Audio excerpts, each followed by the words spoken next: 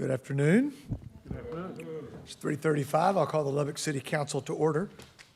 We are in day two of 2020-2021 budget workshops.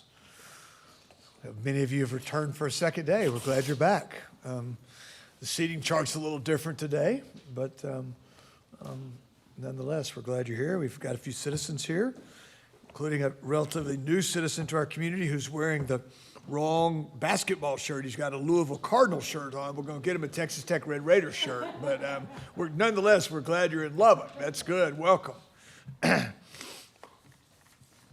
Yesterday, we covered the first section, which included an overview of last year's accomplishments, sort of a big picture executive summary type look at this year.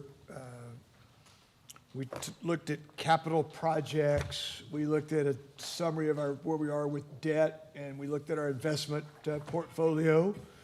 And then we spent the last little bit going through fee changes and for this year. And just, I think that, the highlights of yesterday in that regard was that the fee changes are more at the user level, much more. It's some for planning, certainly some from the city secretary's office, some at solid waste, but not fees that would apply to everyone in our community.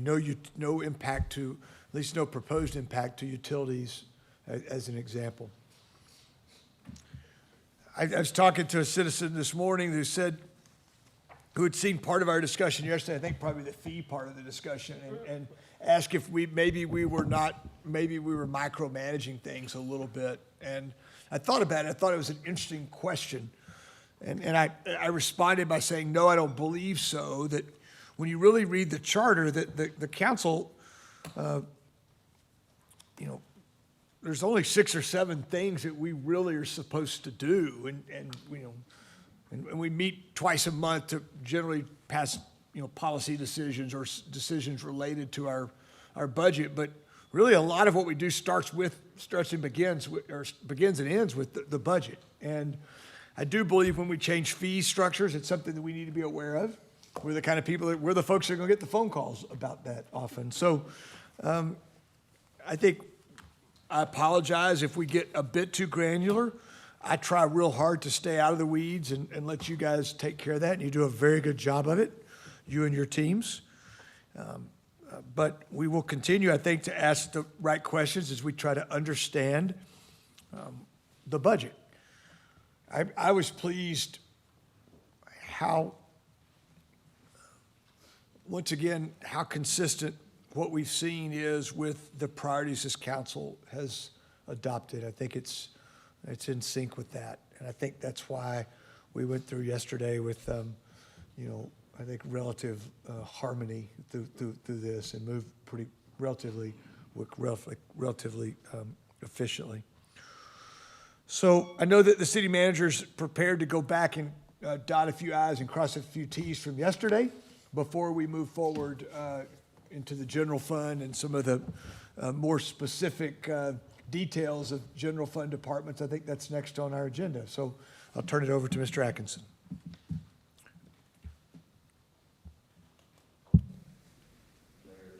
Mayor. I believe you're on now. Thank you. Mayor, Council, welcome back. Staff, glad to have you all out there. Today we will end up really moving pretty strongly into the operating program. But before we do, I want to go back and cover a few of the notes that I took from yesterday. As anticipated, we had tremendous discussion as it relates to street maintenance, as it relates to the unpaved road, what I call the dirt road residential program, and also some good questions about where the medical district, which is in this year, the FY20 year, where that was. So, Council, I'll give you a brief part of that answer, and I'm going to beg your indulgence to come back to you tomorrow, and by then we'll have all of the mapping updated, and I think we'll make a more clear presentation. But specifically to the medical district, that is fully funded in this year's budget. So that also means you will see that one red line, which was the rebuilt street on 24th, you'll see that come off, and that's part of what time that we need. There was kind of a back-of-house error on the accounting as it related to those contracts. That has been resolved.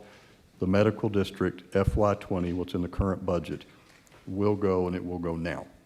So you can expect that to begin very soon. And again, tomorrow we'll bring back to you some updated maps and so forth, both on the street maintenance side and on the dirt road residential side.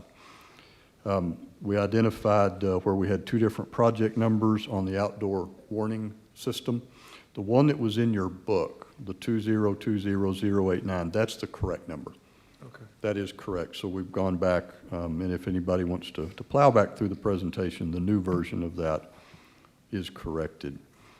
There was a question on the comparative data that was used for the proposals related at Burl Huffman.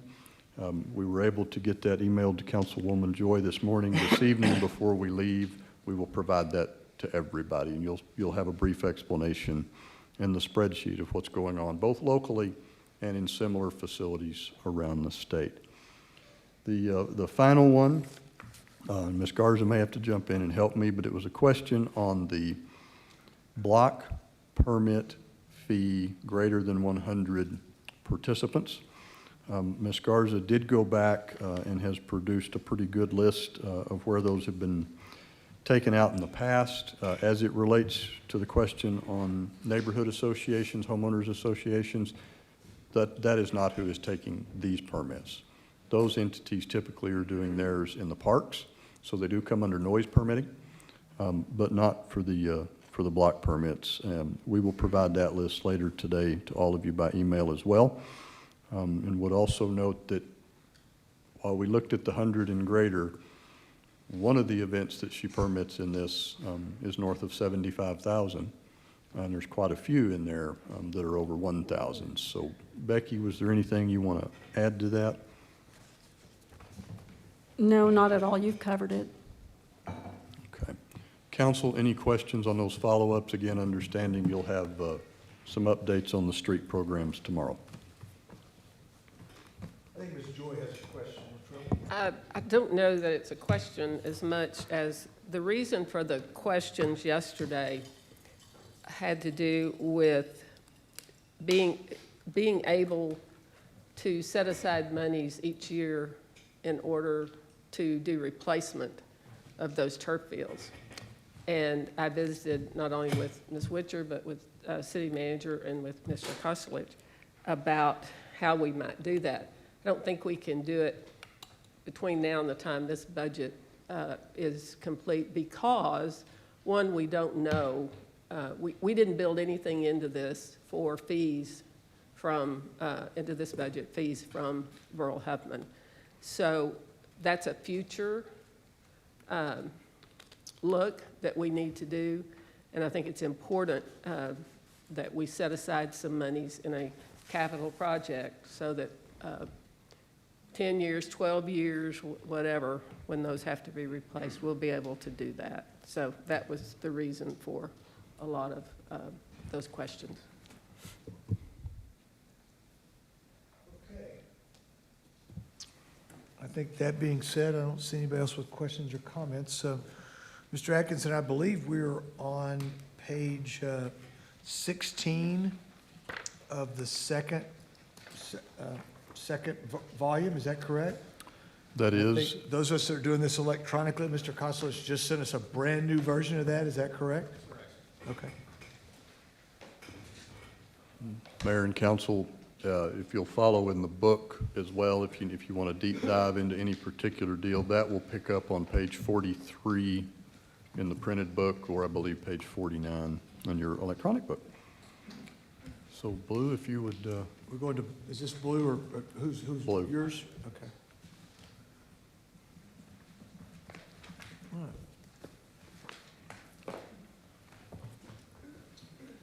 okay, we are now at that point in the budget where we begin to kind of drill in, much more discreet.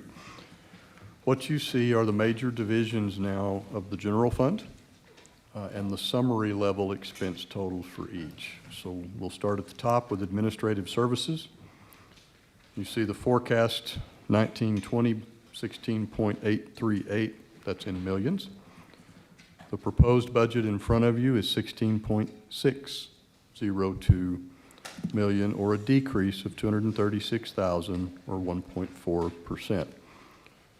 Cultural and recreation, you see a little bit less, but also proposed slight reduction.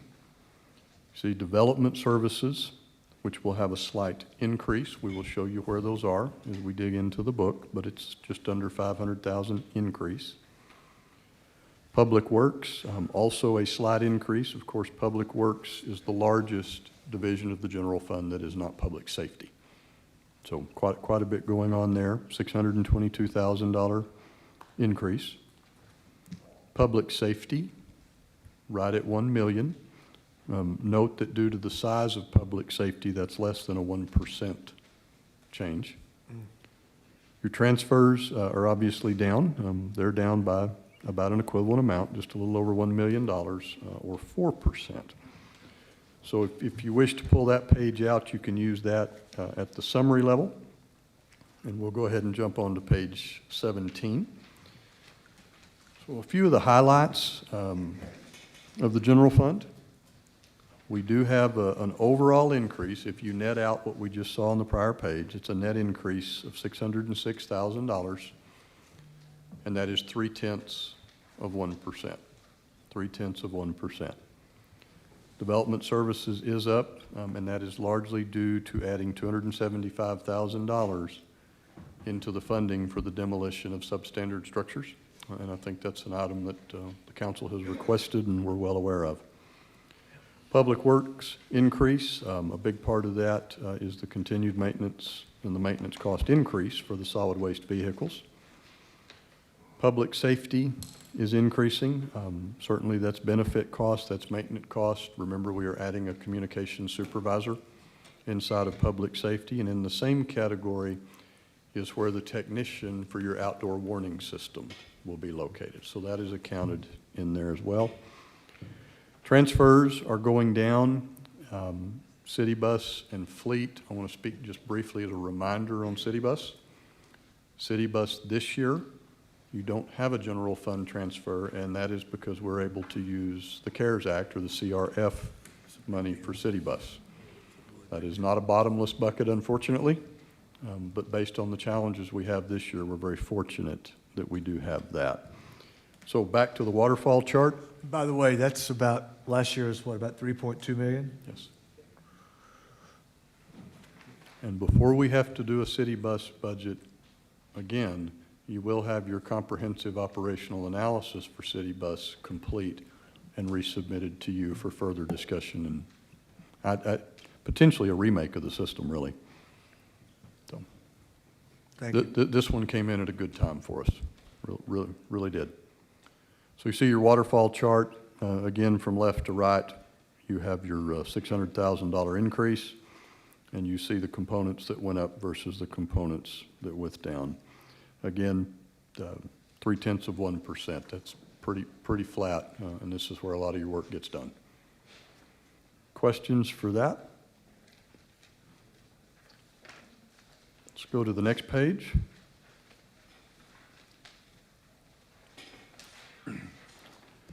So here's where we're breaking out those rolled up general fund expenses by category.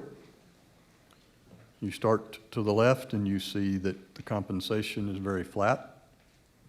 You do see a slight increase in the fire pension obligation that the city carries. You see health insurance and workers' compensation. We discussed yesterday that we are carrying that on the city side of the ledger. We will do that for FY21. It is something that we'll have to bring back and put into the splits when we get into the following year. You see the decreases in other benefits and supplies, the referenced increase in vehicle maintenance. We're offsetting portions of that again with reducing other maintenance, professional services, training. That's also where you found your travel accounts is in there. You have the other charges up by 100,000, and then our scheduled charges that go to the liability insurance, casualty insurance, boiler insurance. And this is really due, number one, to the marketplace, and number two, to claims that we had over the prior year. Other scheduled charges are down, capital outlay is down, transfers are down, carrying us out then to the total of the proposed FY21 budget. Go to the next page. If you divide up, this is based on the first slide we looked at. So this is the pie chart of where your general fund expenses or your general fund dollars ultimately go. 59% of our total expenditures for public safety, 13% then go into public works, administrative and culture and rec, both at 7%, development services at 3%. Okay. Another way to see the same data. So page 20 will begin what matches page 43 in the books. And this is where we're going to take each of those groups and see those actual changes within. So this is administrative services. Carry across from left to right, you've got your slight reduction in compensation. You have your increase in benefits. Of course, that's predominantly going to be your health care. Supplies are down across this group pretty good, as is maintenance. Professional services and training. Other charges, we have a slight increase in the scheduled charges, and then the capital outlay and reimbursements is also down pretty substantially. We'll jump in this same group now at the department level.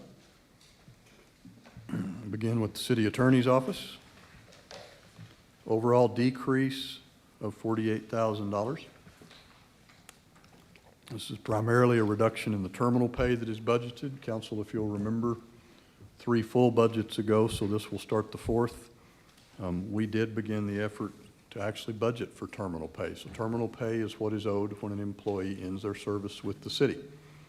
That could be what's commonly called compensated absences, so it's the carried over vacation and sick leave. That's worked. It's allowed departments to really see what that costs. It allows the council to see that in the public. In prior years, this had been what was called a roll-up account, and you didn't see it on a departmental basis. But that's the largest part of the decrease in the city attorney's office. There was an increase in the benefits line item due to the health premium changes, decrease in professional, decrease in charges from IT allocation. And Mayor, if it pleases you, I'm going to keep moving, and please interrupt or stop if there's any questions. Yeah, I thought I might give, since only 3 of you guys actually work for us as such, I thought I might give Mr. Weaver a chance to make any comments he'd like to make about his budget. Chad? Sir, we were asked to submit a flat budget, and you see before you a flat budget. So As any- always, Mr. Weaver, just you find a way to apply economy to your words. And you did it without smiling either, although there was a bit of a grin there, I think, yes. Any increase in a line item was met with a corresponding decrease in another line item. So we just moved money around within our budget, basically. So, Thank you for being responsive to that. We appreciate it. Okay. Certainly. Mr. Atkinson. Thank you. We'll move to the city council's budget. Very slight increase of $21,000. I really want to focus on the third bullet that is on your right. Council, staff, public at large. Of course, the Ports to Plains segment studies are beginning to wind up, and that's the future of Interstate 27. Mayor Pope and others have been very active in that, and we certainly need to continue. It will also be time, and it will actually begin in November, with pre-filing of legislation, and that's your 88th legislative session. So we do have increases budgeted in there to accommodate that. Slight increase in your IT charges and your telecom, and that's really device counting that goes in there. Questions on behalf of the council and the council staff? We'll move to the city manager. Slight increase of $18,104. We do have an increase in the compensation and benefits, and that's due to the health premium. We have no significant changes in our supplies, professional services, training and travel, et cetera. We'd have a slight increase in the charge to us for IT and telecom services. Everyone that did not have the mobile device now has it post-pandemic.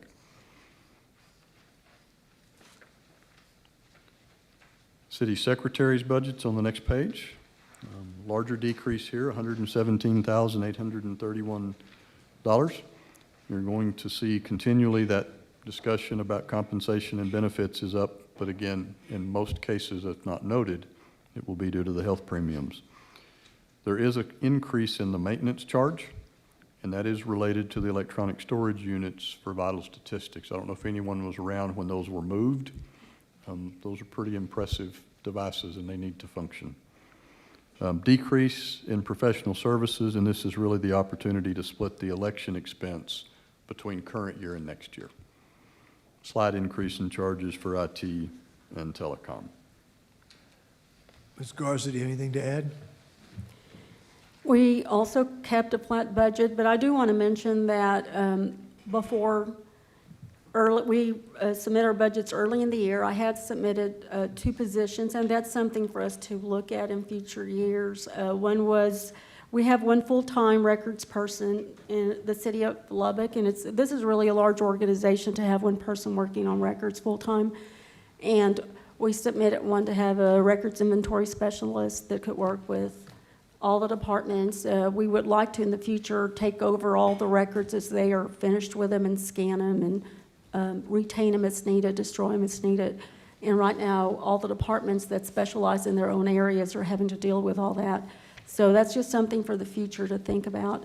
The other thing was an administrative assistant for Office of the City Secretary, and that was we just needed assistance with boards and commissions that are quite a large area, and as you all know, our office handles so many various jobs. So we understood, and we're fine with everything. Otherwise, our budget's flat, and that we'll look forward to in the future for those positions. Thank you, Ms. Garza. Mr. Brown? Looks like we've lost, here we go, we're back, Okay, we're live. we're back.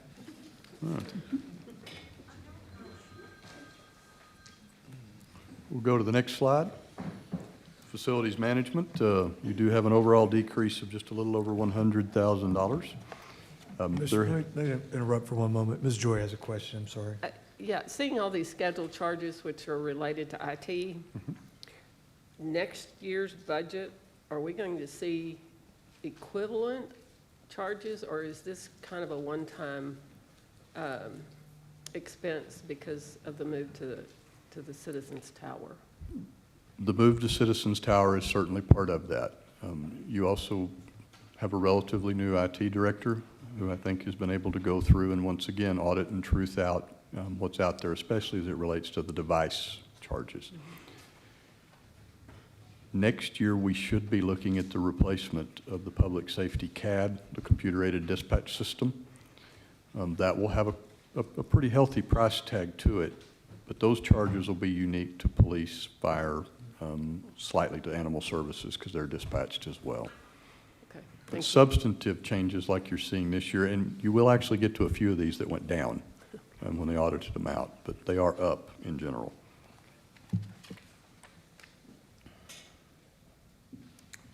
Okay, facilities management?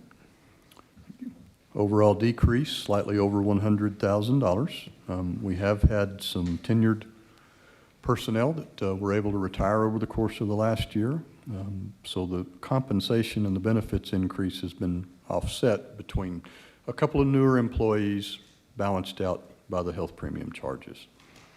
The maintenance line, I'm pretty proud of that one. It's a large number, nearly $193,000. That is down from analyzing the expected cost by moving into the tower, and thus by moving out of the former City Hall on 13th, the building we had on 10th Street, moving out of portions of the square as well. I think that's something that the council would like to see after we've had 6 months or so to sort of represent that in a one pager that would, I think, we get questions, I know from there's a couple citizens in particular that ask us that very often, but I think it's something that, it's one of the reasons we made this decision, or the council before us made this decision. I'd like to be able to prove it. Yeah, and we'd like to show you utilities as well. I'm talking about all up. Yeah, all we're in. real interested in seeing that. Yeah. Reduction in professional services, largely due to custodial expenses and contract maintenance. So you have a new building, and you're completely out of two much older buildings and a portion of a third by making this move. By the end of next week, you'll be out of the fourth. So certainly efficiencies are being realized. Go to accounting. Decreased just under 37,000. We've eliminated a temporary employee position, and of course, we've got a partial offset by an increase to the health charges. We have very slight changes in the supplies, professional services, and others. And if Mr. Kostelich doesn't slap me, we also now have a new CPA. Mr. Brack Bullock is in accounting. So sneak that in here while I can. There is a decrease in the scheduled charges for IT and telecom here as well. So here's one that went down. You've had more that went up. Council, any questions? Please continue. Let's go to financial planning and analysis. So this would be the home of our Chief Financial Officer, Mr. Kostelich, and his team with Cheryl Brock and related. You saw a lot of the results of their good work yesterday as we looked at tax rate, debt, investments, and those types of items. It was a small group, but they do a ton of work for us. They do have an increase in the compensation and benefits category, but it's health premium. They've decreased their supplies, decreased other charges, and really what that is they had an extra $5,000 in the current year budget that's related to the software conversion on the new budget software, and they're giving that back, and that's exactly how that is supposed to work. So we appreciate Blue leading the way.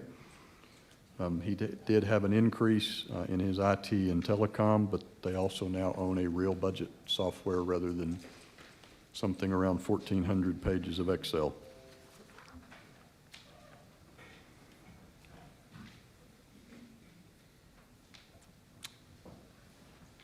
Got it? All right, please continue. Move to purchasing. And you're going to see this throughout the day today, but when the departments were asked to turn in flat budgets, they really, really did. A lot of hard work went into that. Purchasing is down a little over $29,000. Is a slight increase in their professional services, and that's really for the document destruction. All of the city's document destruction runs through purchasing, so they carry that contract for us. Other charges went back down after a one-time increase for a purchase that was made this year, and a slight decrease in their scheduled charges for IT and telecom. And I'll tell you, your purchasing group sometimes isn't thought of relative to their role in emergency management. I'm going to guess Marta could not count off the top of her head the number of masks that she was asked to purchase. Early on, she and her team were out finding us masks in boxes of 50. And of course, now we're getting those in boxes of 50,000. But early on, they did that, and I don't know how many trips they made across town to buy hand sanitizer. But they have supported those efforts and done a tremendous job. Marta was so excited about the presentation today, she sat on the front row. I thought that might be. Yeah, She was just hoping I'd have a chance, Mayor, to put that in there. yeah, but, well, there you go. her and the warehouse team, they've really done good. They've run the warehouse for us on Saturdays, on Sundays, especially early on when we were trying to keep our own people That's right. in PPE. Safe. That's right. Yeah. And really appreciate that, Marta. So human resources will be next. Again, very flat budget, very slight decrease. We do have a part-time insurance specialist, but you do see the health premium changes are really the results of that.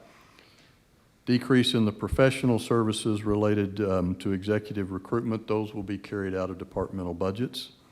And they had a decrease in their telecom.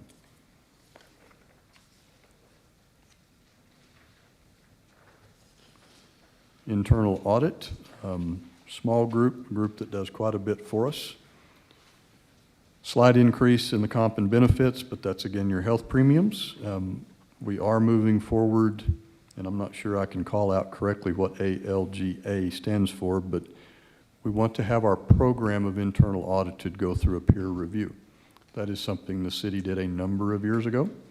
We appreciate Rendy and her team bringing that back up to us to get back on it.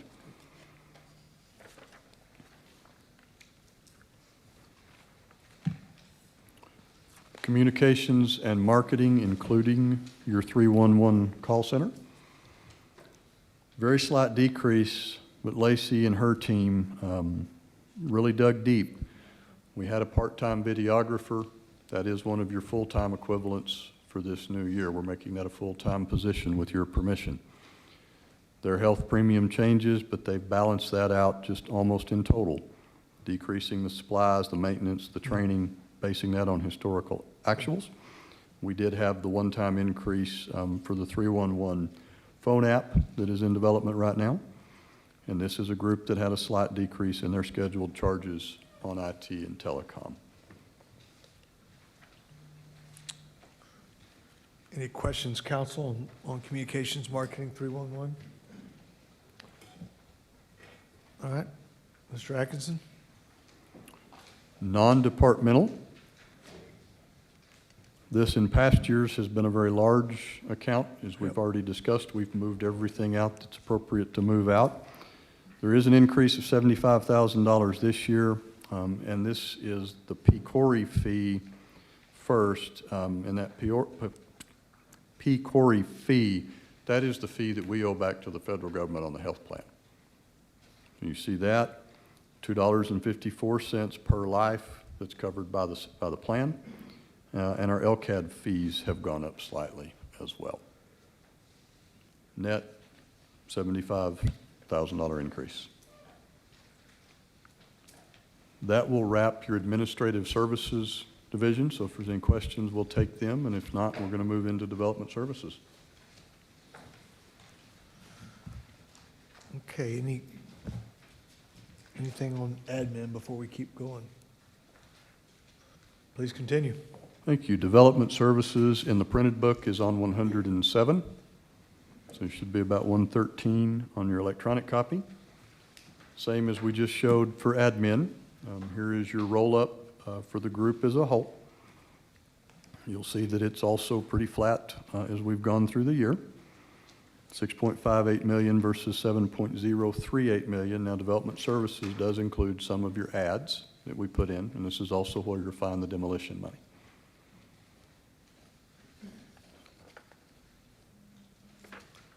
Go to building safety as the first. Building safety has an overall increase of just a little over 68,000.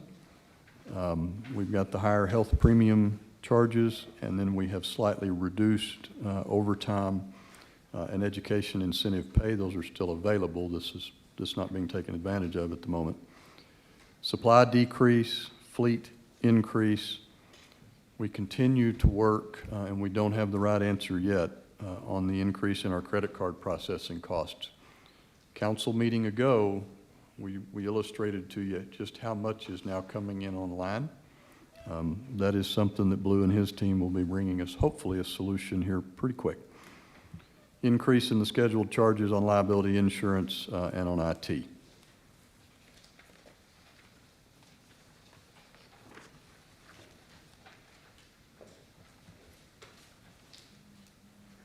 Code enforcement and environmental health, Stephen Walker, lead this effort. Stephen's here today. If he'd have been here yesterday. Overall increase 374, nearly 375,000.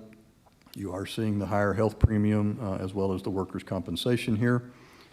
Very nominal change in supply and maintenance, slight increase in the professional services for filing and release cost. This is both for the mowing liens and for the demolitions. And this is where you see the additional 275,000 budgeted for demolition. So the majority of this, all but 100,000, 2/3 of it, is in that increase in demolition.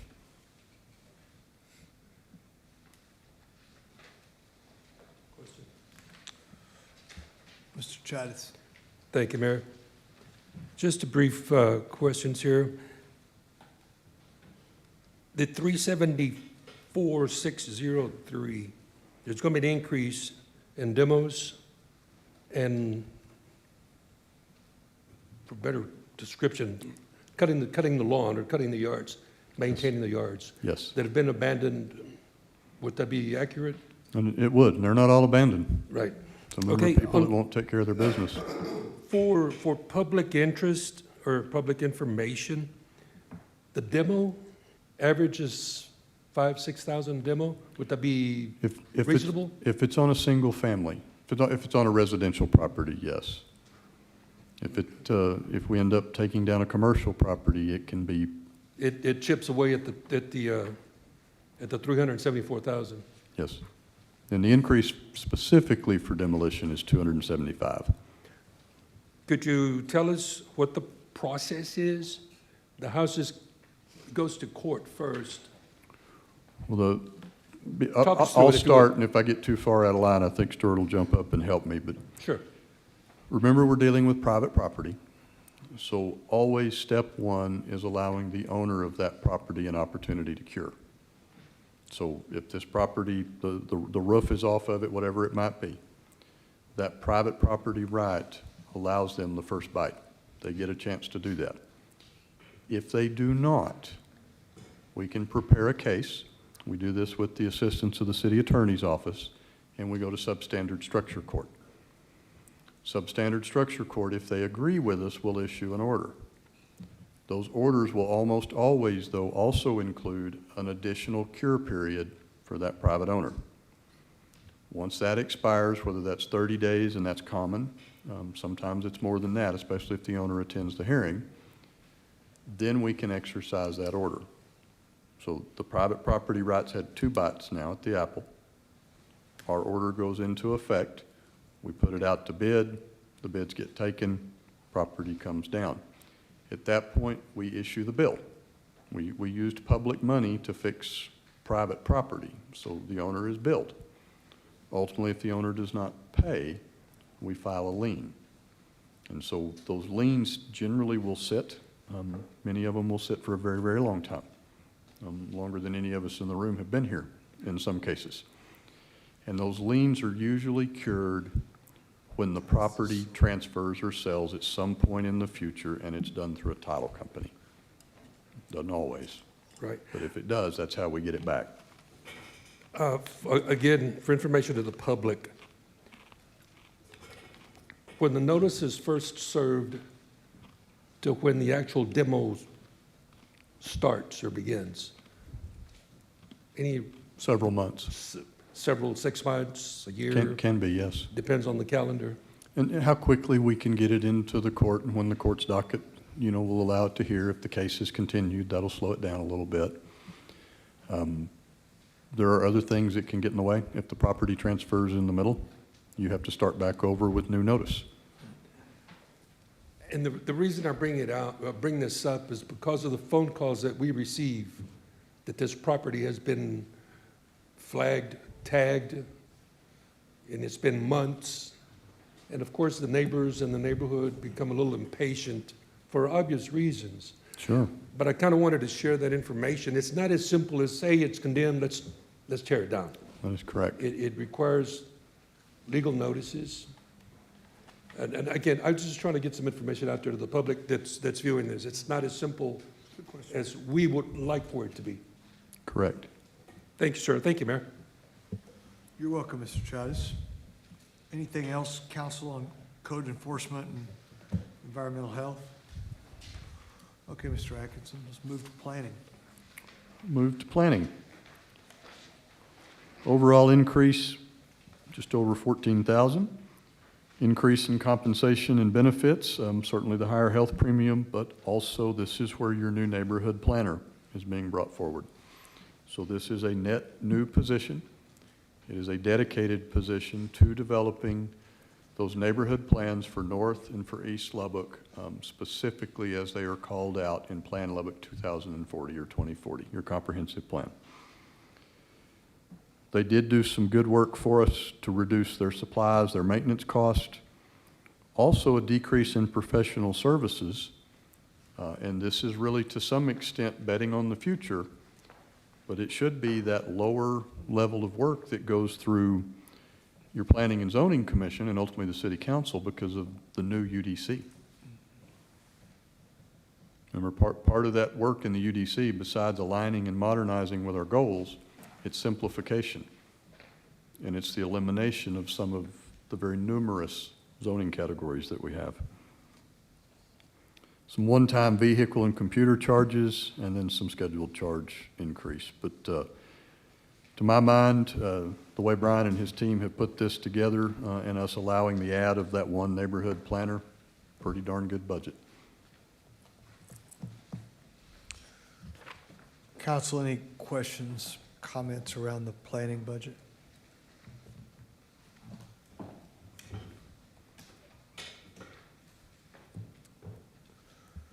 Mayor Pro Tem?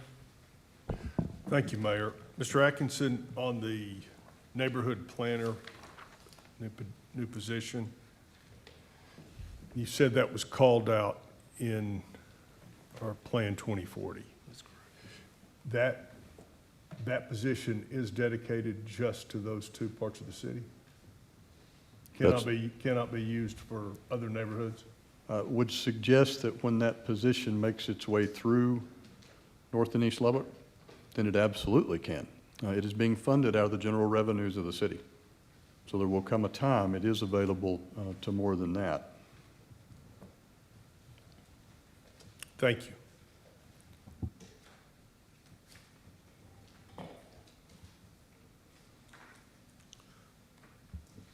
Mr. Chavez? Thank you, Mayor. On the neighborhood planner, could you give us some examples as to what that person would be doing? And you referenced north and east, so can we stick to that?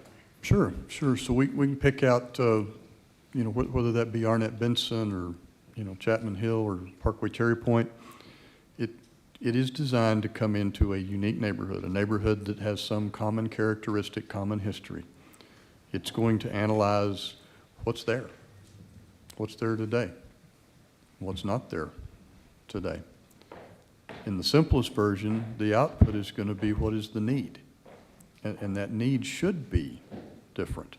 You're going to have neighborhoods that potentially it's invigorating a community center, it's parks and recreation programming, or in the absence of having parks and recreation facilities, maybe it's adding those. Maybe it's base infrastructure. But it's going to be a tremendous data gathering effort to start with. You're going to catalog what else is available to them, whether those be government programs or potentially private programs. Maybe there's an existing neighborhood association and it needs to be reestablished, reinvigorated. They need to define a common purpose. Some of those things may result in a task for the city. Some may result in a task for the neighborhood itself. Not everything will be solved by the city. But it's really taking that and putting it together. To refer back to your plan, the page number in the plan is 178, where you kind of start into that discussion on Plan Lubbock 2040. And I'll read to you the lead. Lubbock should begin to program regular research and analysis of each neighborhood. So it's not North Lubbock, it's the individual neighborhoods within North Lubbock. Each neighborhood for the purpose of developing more complete and detailed neighborhood recommendations. The neighborhoods in eastern and northern Lubbock are highlighted as some of the first neighborhoods that should be studied. Council, you adopted this back in December of 18. If you'll recall, earlier in this document is kind of the list of what you need to do, what you should do. You hit the two big ones, the most expensive certainly, but the most lengthy ones up front. That was creating Capital Improvements Advisory Committee to study impact fees, and that was initiating the development of your Unified Development Code. We told you last year that the neighborhood planner was next, and here it is. So once the neighborhood planner makes these recommendations, and obviously it may just require some money. It may. And in most cases, probably will. It's for what and to what extent. Okay. That answers my question. Thank you, Mayor. Thank you, Mr. Atkinson. Thank you, Mr. Chavez.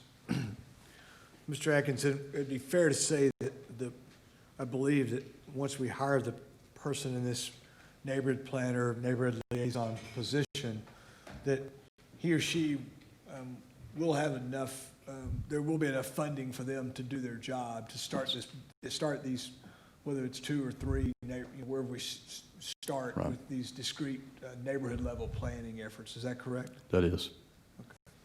Thank you. Ms. Joy? Mr. Atkinson, in the planning overview, there's a metrics performance measures. I think we need to talk about that. This was a fairly hot topic last year, and continues to be of some concern. So talk to us about why we have these performance measures and how we're doing in planning. Okay, the performance measures, and we have them in most of the departments now of the city, also a relatively new addition, is we look specific, or why do we do this? I need it internally to see how we're doing. Certainly the council needs that to see where we are. But the real genesis for that for us, we started it hardest and heaviest in building safety and in engineering. And in building safety, it was as simple as what's the reasonable expectation for me to get a permit? So whether that's a single family or it's a large commercial or industrial or whatever. We put that in. In engineering, it was how quick can we get reviews out? So when you're doing, pure development, something is coming in from new. How quick can we get a stormwater review? How can we review the utility plans? So we set an expectation. We put those out and we moved them forward.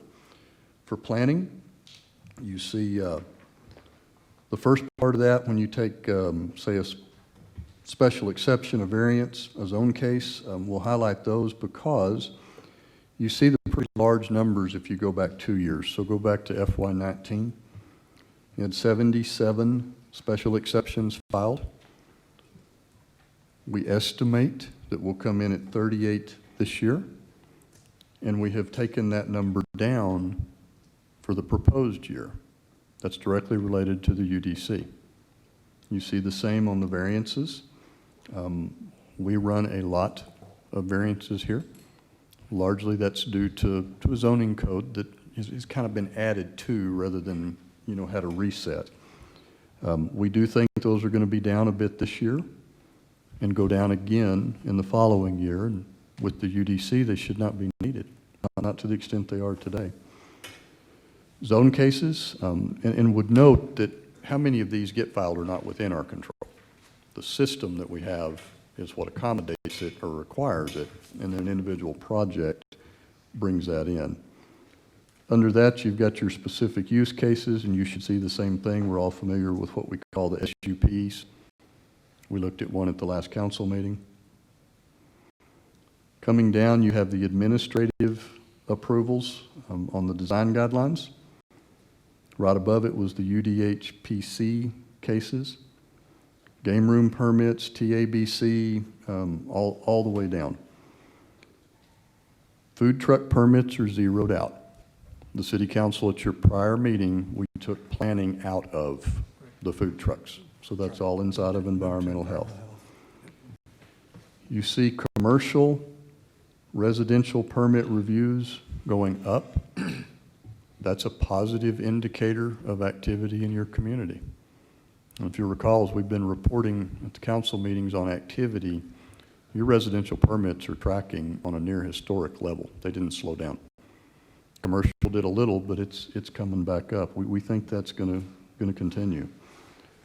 Zoning verification letters and open records requests, and you'll find open records requests generally go up in every one of our departments every year. Well, and the reason I ask is we've had some issues with some of the presentations in planning, at planning and zoning. some errors, some mistakes. How do you handle those? Well, they can be handled in everything from an informal to a formal manner. There's also been, again, some pretty substantive turnover in the planning department that's occurred since February, or up to February is when that occurred. So I think they're back on the track, and we'll just continue to watch it. Okay, thank you. Thank you, Ms. Joy. Anything else on planning? I'm a big fan of the metrics and the goals, and I think the next step is to, provide some visibility for us, so it's easy for us to, not only us, but for citizens to understand how we're doing towards that. I know it's something that we track it in some cases very, very closely. And have online on our dashboard as And it's well. online, but I think as it continues to permeate through the organization, the way I think it's good. Those are driven from our customers and from the people that do the work. It's what they basically say, here's what we're going to deliver. Yes. And I know it's certainly good for you. We like to see the progress we're making also. Yes. Please continue. Oh, I'm sorry, Ms. Patterson-Harris, I missed you there. I just have a quick question in looking over building safety. And given that there's a slight increase in their budget, but some of the contributors is that partially by lower overtime and education incentive pay. What are some of those incentives? How does that work? Okay. Could I get you to repeat that? I'm sorry, I didn't hear well. I'm making reference to the education incentive pay under the building safety. Yes. How does that work? What it actually exists and how does? So in building safety, and I think Greg's in the room to help if need be, but in building safety, a large number, if not all, of your plan reviewers can gain a particular certification, whether that's commercial or industrial, it may be trade level. And for your inspectors that are out in the field, we encourage them to be certified as well in their particular trade. So not all of them are, but we encourage them to. I'm going to have to let Greg speak to whether they all are currently.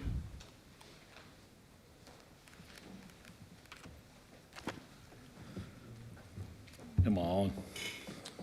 Okay, If it's red, you're on, Greg. thank you.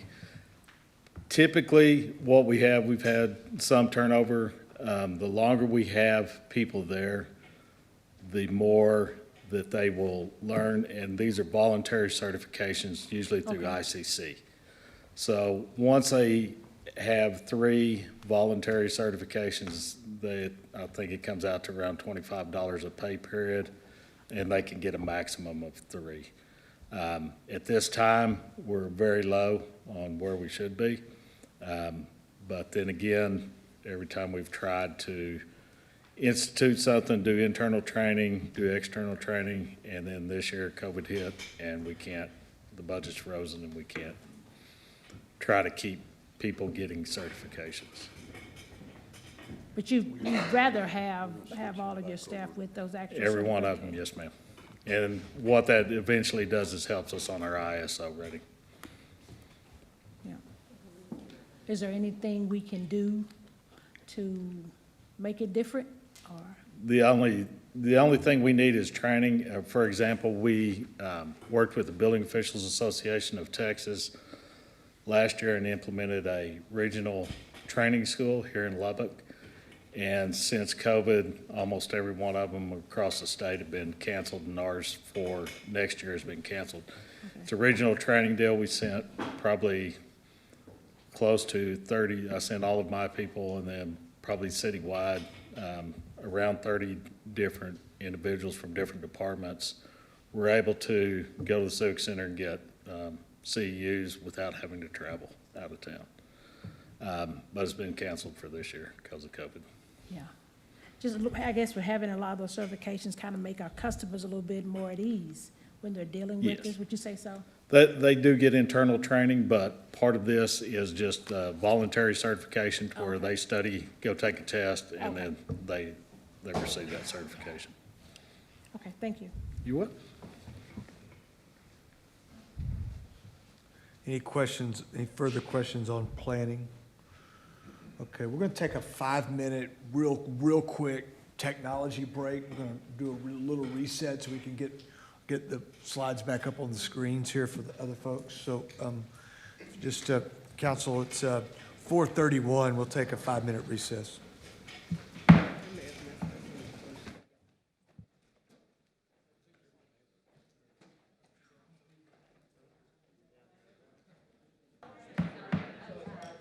Council will come to order.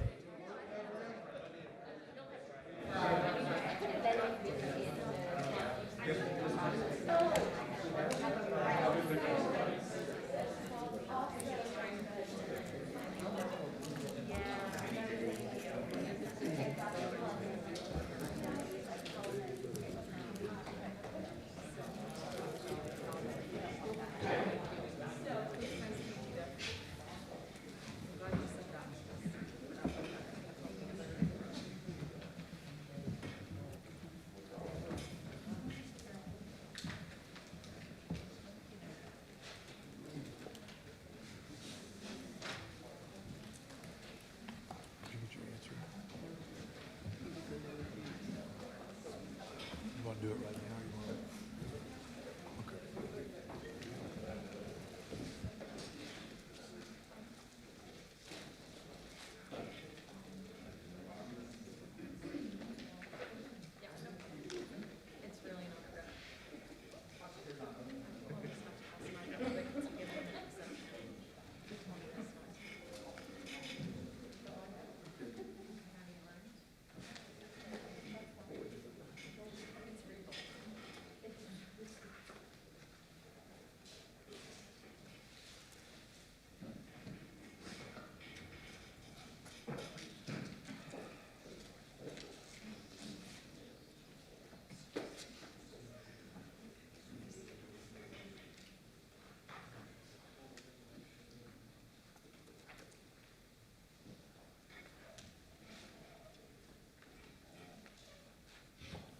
Okay, Mr. Atkinson, let's go to page 37 and go through culture and recreation services.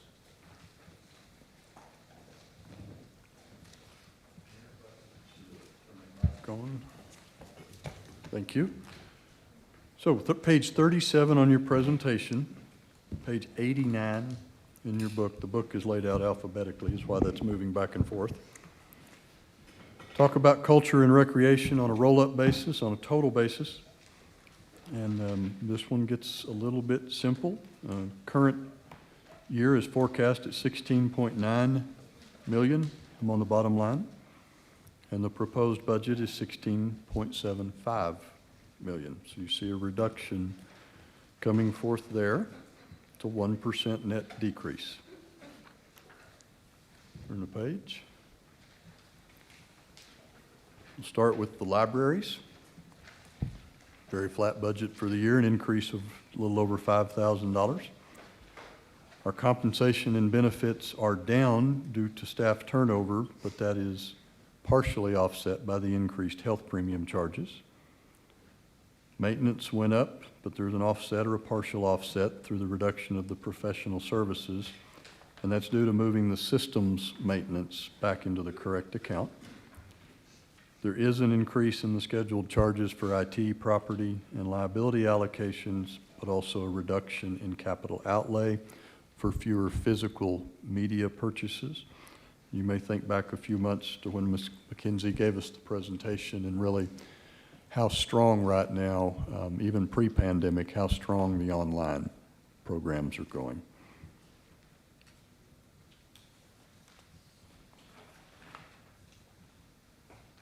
Questions on libraries? Let's go, there's a little deeper dive if you'll keep going, so let's maybe do that, and then we'll take questions at the end of that. Okay, our next one will drill into the individual libraries. So you see the Mahon Library first. Of course, Mahon serves really as our main library. It's where a lot of the processing is done. The books are moved back and forth, as well as other media.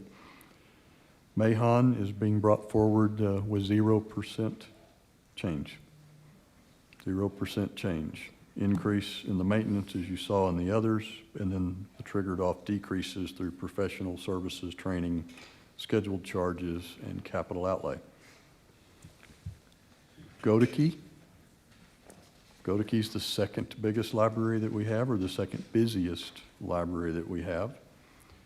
It has a reduction. The reduction at Godeke is primarily found in your scheduled charges and your capital outlay. Next page. Patterson and Groves. And just a quick plug, Patterson reopens as a library on August the 15th. I think they're actually out there today on the disinfection, so we should get some neat photographs as they get that ready to go back into production.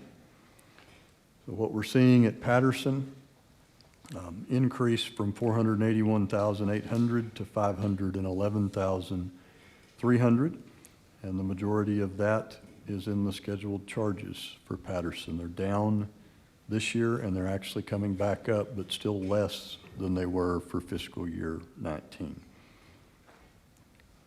The Groves Library, also very flat, down slightly, I guess, about 1.5%.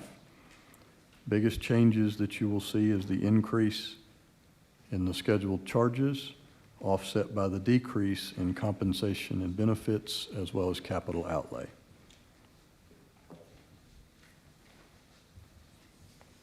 And I believe Stacy is here if we have any particular questions.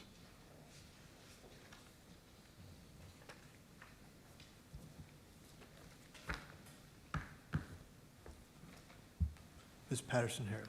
I do. I have some particular questions for Patterson as we get back going.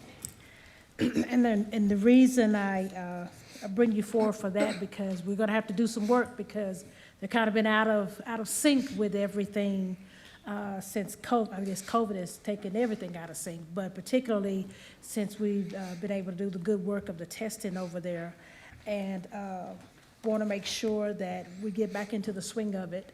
And in looking at the numbers and all, Patterson's numbers are always normally pretty low. But my biggest concern is that it's not accurate with regard to the total library attendance and all, of those who actually frequent the library, because we only take count of individuals that go inside the main book area is what I'll call it. Mm-hmm. Is there something we could do, or do we think it would be a good idea so that we can really get a true number of the use of that facility, to have a counter at the front to really get a better idea? Because it gets used quite a bit, and I know we're going to be off slow moving. Yes. Because we're coming back from COVID. But I really want for folks to see how utilized the library actually is. And not to the point that it may cost us more, but is there something we can do in that regard? Yes, certainly. We can put door counters, smaller door counters. The big monsters that we have right at the door aren't just for counting. So we can definitely put counters at both of those entrance doors. We do allow the community to use the Patterson Community Room after hours. Mm-hmm. So that one's a little difficult, but they're very inexpensive counters that we can put at those doors to sort of find out what's going on when we're not there. And right now, when we do have a program or an outside community member that uses that room, we do take count of that and add that into our door stats. Mm-hmm. But even somebody coming in, looking at our information board, using our soda machine, those things don't get counted. Yeah. And because some of the functioning of the gates have gone out at some of our other locations, specifically Godeke and Groves, and we might not want to replace the big monsters we've got there, we do have those little boxes that count. So we can get one of those orders for Patterson. I think I just would really like to see, how it changes the number. I see on my own, because I actually frequent the location quite a bit, but I'd really like for us to really get a true number of what we're actually allowing to happen over at that location. It does a lot of different things. Yes. For a lot of different people. Yes. And could you talk a little bit, just primarily for the folks who are out there listening, about what we're actually doing so that we can, and I know that there are going to be some additional things going out, but what we're doing to get Patterson back going and functioning as a library versus a testing site? We are working on some things system-wide, but that we will start out at Patterson or highlight at Patterson, including our cake pans. Everybody's heard of the cake pans, I right? have. Everybody's heard of I the cake have. pan. It blew up on social media, and we've almost checked them all out. And our whole goal was to have them at both Mahon and Patterson, and now, so the next library that'll get them will be Patterson, so they'll create a buzz there. We're also going to make them sort of the first place that we do a lot of things that will increase circulation and getting people in. One of those is having magazine circulation. We have these beautiful pristine magazines on our shelves that aren't able to be checked out. So we are now going to make those be able to be checked out. We have a lot of things like that, those day-to-day things that'll happen. But we are planning, I don't want to give too much away. Yes, ma'am. But earlier today, I got off the phone with the stunt kite guy who will be at the grand opening on the 15th for Patterson Library. And we're talking about a nice big welcoming to the public for that. We also are going to, we're so lucky to have a beautiful library that's just recently been renovated. So we are looking at some more visual optic things in there, some more interactive, some sensory development type things, a crafting space, sort of a take and make craft. We're going to put a full-time children's librarian over there so that there will always be activities, crafts at all times for the kids to come in and make anytime we're open. And a whole lot of other things like that. We are going to put a focus on children in that community, in that community, because we have that beautiful library, so we want to ump it a little bit more. When you walk in, you know exactly what it's there for. When you say interactive, Yes. what is interactive? Some of the things that we have already are sort of sensory elements that go on the wall, light up items, different carpet things you put on the floor and they can step and make different colors. We also, I'm looking for a sensory walk that will go in the foyer area, but there are also, I'm coming across those that are outside, so we can make use of the outside area of the library also. Okay. Just wanted to share that because it's kind of been out of sync here, and really wanted folks to know that it's coming back open, but we wanted to Yes. make sure we highlight it so we can Since it's get been those good open, folks. the wheels have been turning. Yeah. All right, thank you so much. You bet, thanks. Okay. Back to the budget. That was the budget, Mr. No, not really. It's operational. There's a fight. We're getting in the weeds here, but it's fair enough. We closed it for a good reason. I think it's fair questions, but let's back to the budget. Sure. Okay, cultural arts. Okay, cultural arts will be page 41 on your presentation. 97 in the printed book. We'll start with the roll-up of the components, and then we'll display the components. Collectively, we're looking at roughly an $8,000 increase. Bulk of this is going to be in the compensation and benefits, and this is for the additional part-time employees as well as the increased health charges. We do have a decrease in the other account. This is where the holiday banners were purchased last year, but they will last more than a year, so we don't need them in this year. Increase in our scheduled charges, and this is for our property and liability insurance. So turning the page, we'll do Buddy Holly Center. And you see the Buddy Holly Center total reduction of about $4,000, just a little bit over $4,000. Compensation's very flat, benefits very flat here, supplies, et cetera. All in, the real change, you're going to see a decrease in the other charges and an increase in the scheduled charges. But again, that budget's coming in slightly down. Silent Wings, you've got a slight increase over here. It's just a little greater than the decrease in the Buddy Holly Center. Compensation down, benefits very slightly up, supplies flat, maintenance, professional services, and et cetera, the big change being the scheduled charges. Next page is the Garden and Arts Center. You see the increase in the compensation line separate from the benefits. This is the additional part-time assistants.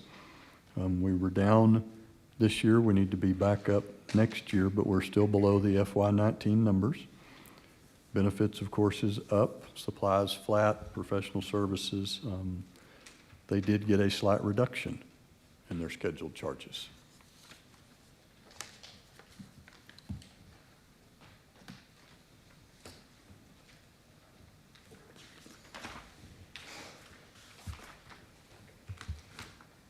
Mr. Christian, Sorry, that was on the previous, never mind. you still up? Mr. Griffith? Thank you, Mayor. Quick question, Mr. Atkinson. Museum attendance is not broken down between the Silent Wings and Buddy Holly Center. See, is Ms. Witcher still with us? She may have stepped out for the, here she is.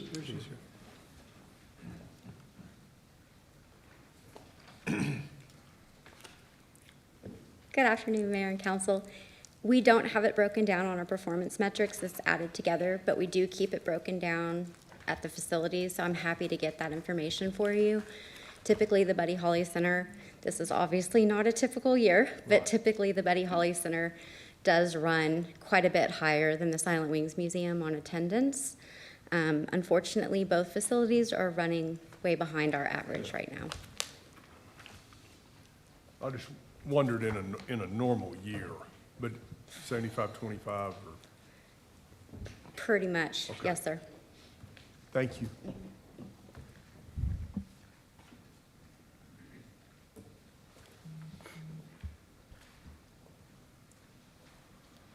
Anyone else?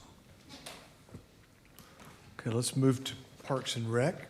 It's on page 44.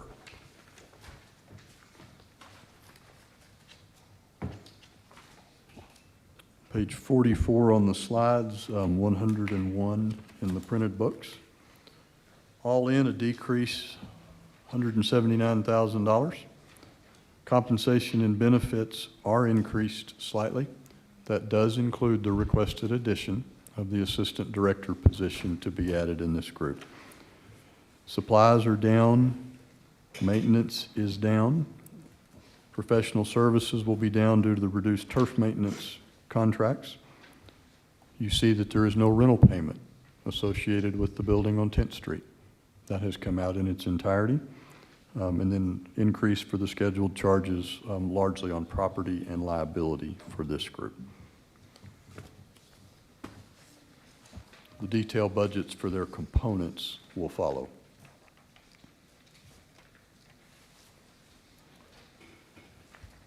So park maintenance, current year is about 8.73 million, projected to go down to just under 8.5 million. Increase in compensation and benefits, decrease through all of your other accounts. Park development, so this is the in-house group, and we have had turnover in this group. The park development group down from 310 to 300, and those are in thousands in this case, so about a 3.4% reduction. Pretty much down across all accounts, and if not down, flat. Next will be indoor recreation. I'm going to come up a bit in this group, and really the increase here will be for the scheduled charges. For outdoor recreation, slight decrease in this one as well, a little over 1.5% decrease. And you can carry across and see where those are coming out. They have a reduction in scheduled charges if you're looking for it. Questions on Parks and Recreation?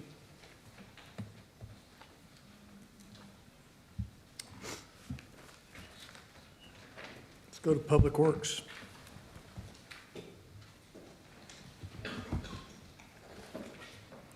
Public Works in the printed book will start on 123. Net change across the entirety of this group, up from 28.2, nearly 28.3, to 28.6. 6.9.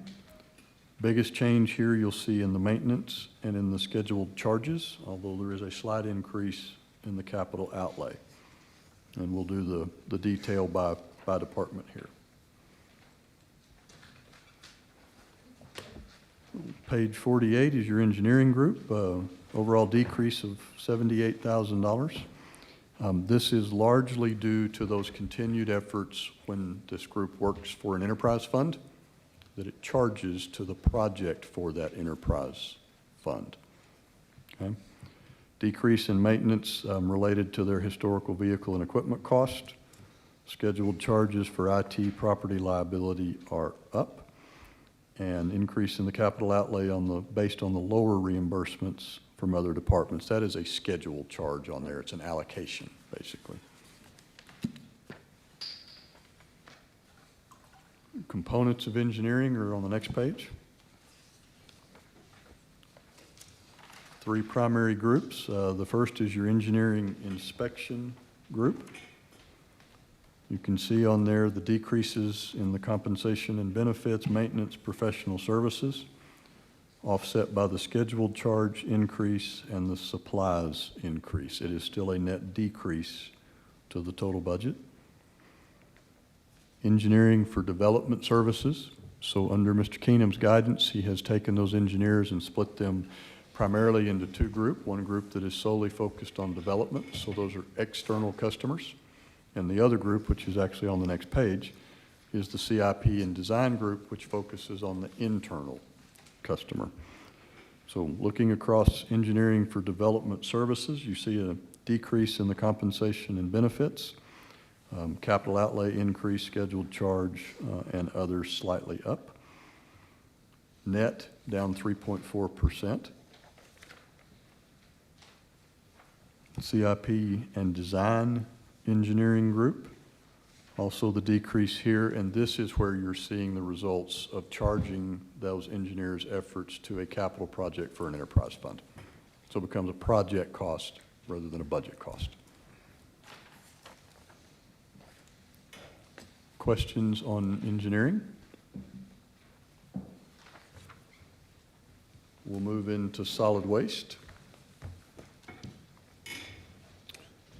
Council, you'll recall. Go back if you would just for a minute. So for instance, on engineering, the in-house guys at CIP and design group, you're basically recouping the entire salaries and benefits. Unless it's for general fund. But like the budget for this year's 7, yeah, okay, so it's just a little bit. So 797, and we're recouping 762. Yes. Good, thanks.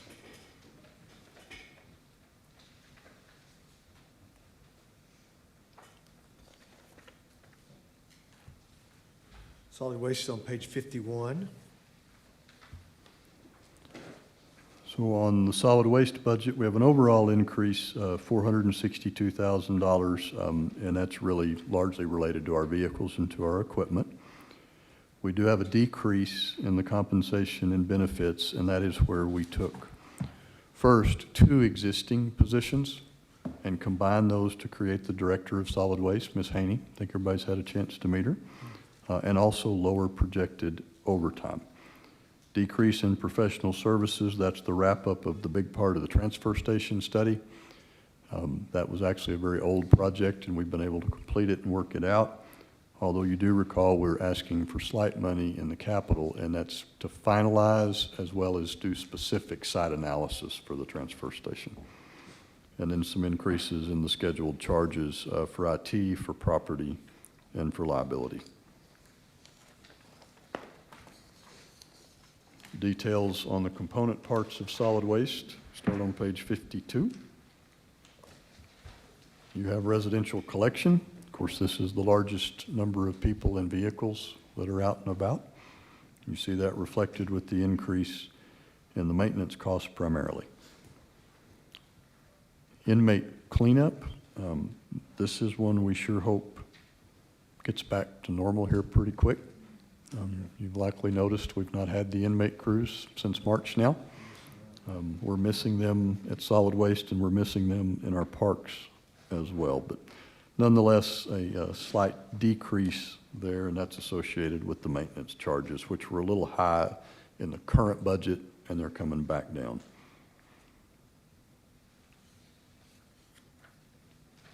Next is disposal.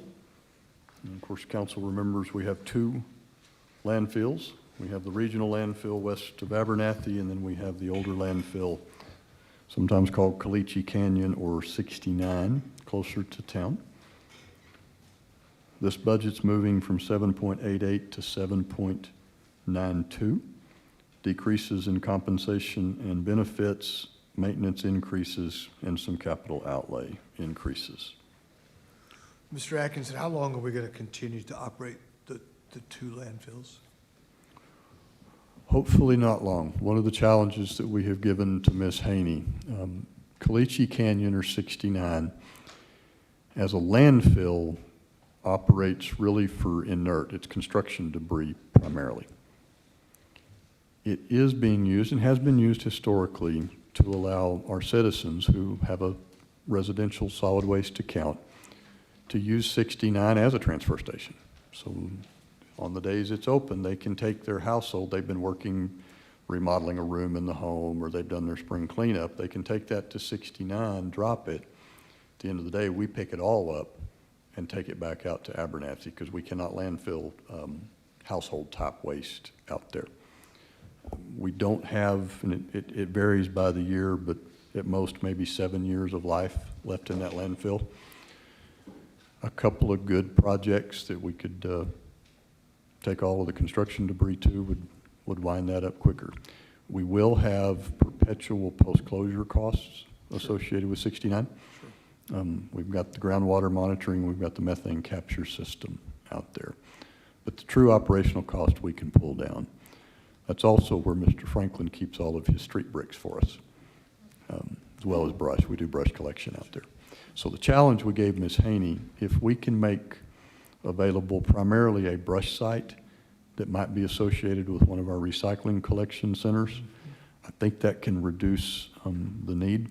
Brush like for citizens to. Yeah, where we've Yard trimmed our Right. trees. Okay, just want to make sure. Yeah, we don't want grass, but where they've trimmed their trees, we do keep the large grinding machine out there, but that machine's portable. It can be moved in and used. So we're going to look at that over the course of the year and see if we can trim some cost out of solid waste in next year's budget, or the year after's budget. Thank you. I knew something was on your list. I just. It's on the list. Update for. Yeah, and it really does provide a convenience for the citizens, but if we can offset some of that, probably can save a ton of money operating it the way we do. Council, any questions on solid waste? Okay, let's go to streets. It's on page 54. So the street budget, relatively flat for the size. It's about a 3% change. We do have the compensation and the benefits increase, and that's really all in the benefits increase. We do expect some higher fuel usage. Council recall that we purchased some machines in the current year budget that we use in street maintenance, and we're going to keep those busy. A little bit of a maintenance increase, but the real change in the scheduled charges for IT, for property, and for liability insurances. Component units of streets are on the next page. You see the actual street department work. Mr. Atkinson, go back for a second, if you would. So the scheduled charges, we've been talking about what's included in that, but we're not on liability for that. We're allocating it based on, Exposure. okay, all right. So it's like when you get your loss runs or something, Yes. we're actually at that level, it's granular enough, so they perform well, they're not getting it. If they don't, they're seeing the increase. Yes, and you'll see that in liability and in workers' comp. Right, okay, just want to make sure. We talked yesterday about those being significant increases, and We have a fantastic opportunity on liability insurance in particular to bend the curve. We do. Okay. Yeah, property is largely, it's claims, we haven't had property claims. Liability is risk. It's what actually happens. Yeah. Same thing with workers' comp. Okay, streets, please.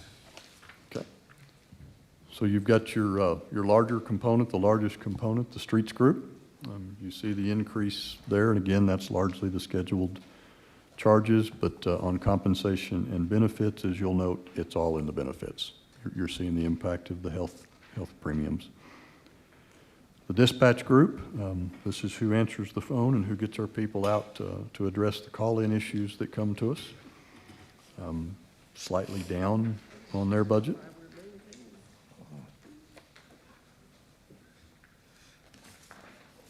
Next page is alley maintenance. Or ally, Miss Joy and I want to know. Yeah. Most of those alleys do not treat us as allies. I'll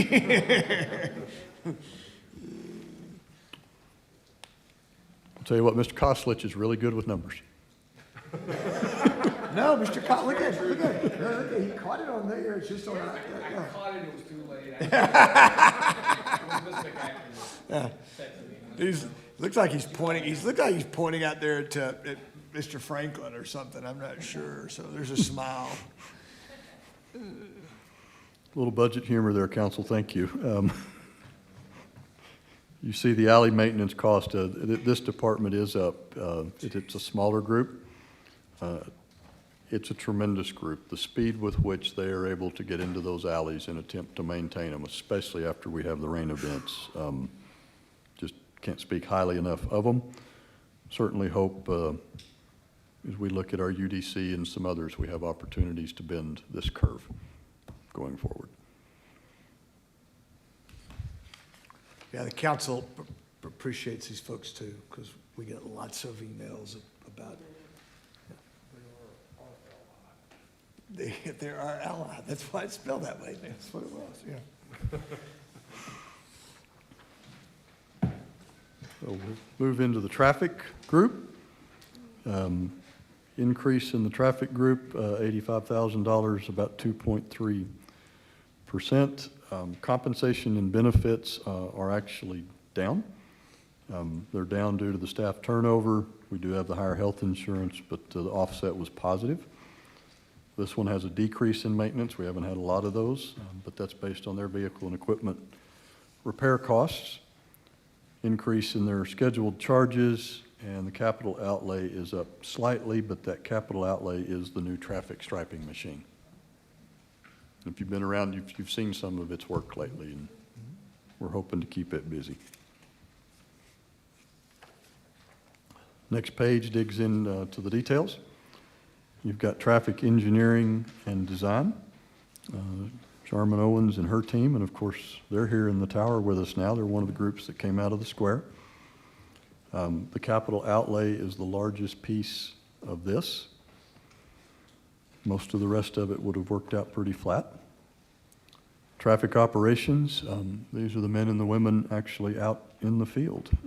Brought this budget in just on about a $6,000 increase for the year, so they did really good, but the scheduled charges are what brought that one up.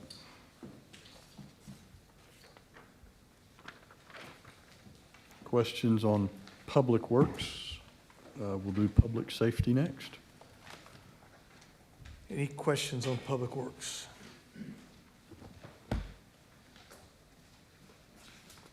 Mr. Christian, do you have a question? Back, I was, Sorry, I missed I guess you I'll have down to there. I put missed my you hand down up in there. here. No, I would like, if I don't mind, I would like, the question that I did have was Sure. back on alleys. Let's do it. That's perfectly fine. When I first came on board, there was some discussion about the future of alleys. Is there any more discussion about that in new developments, whether we may be going to some other sort of trash pickup in the future? So take that two different sides. As it relates to the alleys, I think you will have a Because discussion. I guess that's a solid waste question, is it? Solid waste development, it really crosses a lot of our operations, but specifically to the dirt alleys, I think the council will be entertaining a discussion when the UDC comes back to you. Okay. Give you the opportunity to learn a bit about it and decide whether to keep them, modify them, either or. As it relates to the trash service, using the large containers in the alleys is the single most efficient way to pick up residential waste. There's no question. I think that we're driving up our maintenance costs. I think to some extent we're shortening the life of those trucks because we're bouncing them up and down those alleys. And our operators will get in and empty those cans if it is at all possible to do it. That's good for our customers. It's not real good for the care and feeding of our system. It beats it up. We do have a couple of neighborhoods that we have on cart pickup. And in fact, I believe 2 years ago, the council bought us a second cart truck. We are seeing a lot more interest from the development community, and not across the board. It's not appropriate everywhere. But we are seeing more interest from the development community to build subdivisions that do not have alleys at all, be they dirt or be they concrete, just no alleys. That's generally where you're going to start seeing the carts, the big rollouts that you take out, and we'll come pick them up twice a week. But really would suggest we let the UDC guide that discussion. Sure. And staff will be ready to jump either direction with you. Thank you. Okay, let's move to public safety. Public safety is going to begin on 151 in the printed book. And you'll recall from yesterday, public safety basically has a $1 million increase in it. Maintenance is a little less than half of that.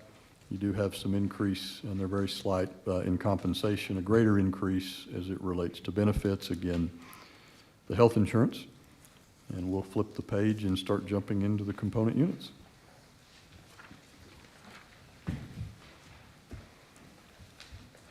So for animal services, we do have a programmed increase, a little over $120,000. Increase in compensation and benefits, both on the health charges and on additional part-time positions. Supplies, we're able to lower that cost because we've changed the types of cleaning supplies we've used. We found a more efficient way to do that. A little increase in maintenance on the fleet and on the radio shop. Decrease in professional services, increase in scheduled charges. And I think Stephen and Megan are here. They reported to Mr. Howerton and I earlier this week. They have had a slight decrease in their performance. They were down all the way to 96%. We're at about 30 months over 90 under Mr. Green's leadership. They're doing a phenomenal job out there. And if you watch their social media, the adoptions seem to be running about as fast as they can.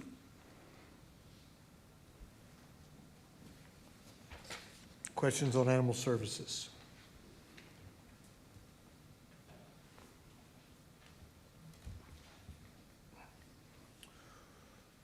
Lubbock Fire and Rescue.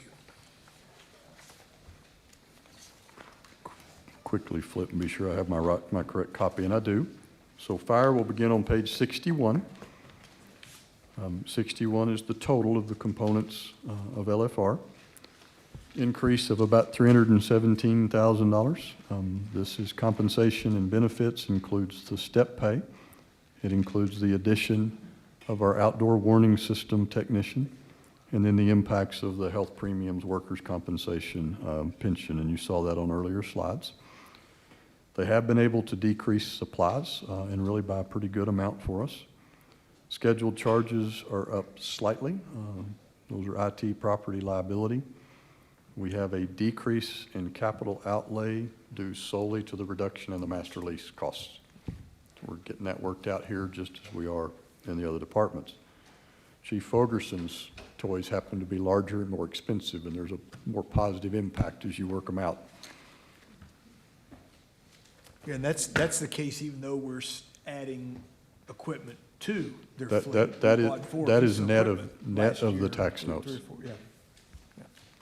Yep. net of the tax notes.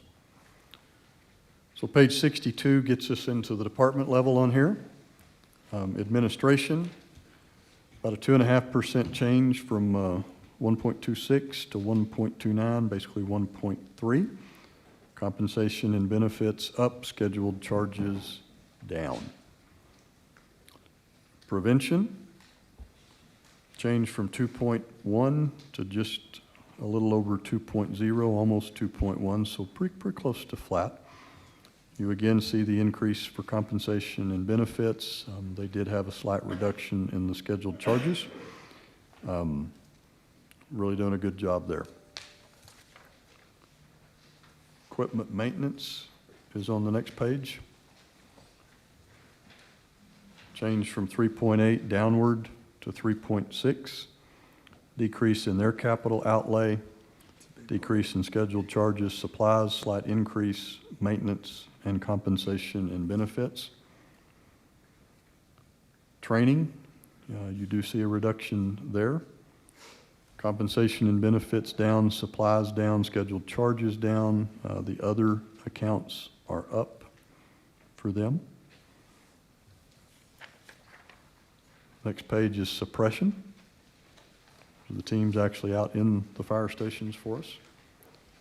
Change from 46.2 to 46.7. Very large number of the department works in this particular group. So you see compensation and benefits up, supplies down, scheduled charges up. Emergency management, this is where the one requested new FTE will reside. So your new outdoor warning system tech will actually be with Mr. Mowdy and his group over there. That plus the change in the cost for your benefits, your health premiums and so forth, that's the largest part of the change here. Will note, and I noted it on the first day, so I'm to some extent repeating myself. Fire, really as did police, those are large departments. It takes a lot of people, it takes a lot of equipment to make those work. They cut those budgets very tight. We're still delivering services. We're not going to reduce them. We're not getting the jumps forward that we would like, and that's really going to hit us in the fleet. So as we noted day one, you'll see some fleet increases in year two. We'll have to get back on those schedules.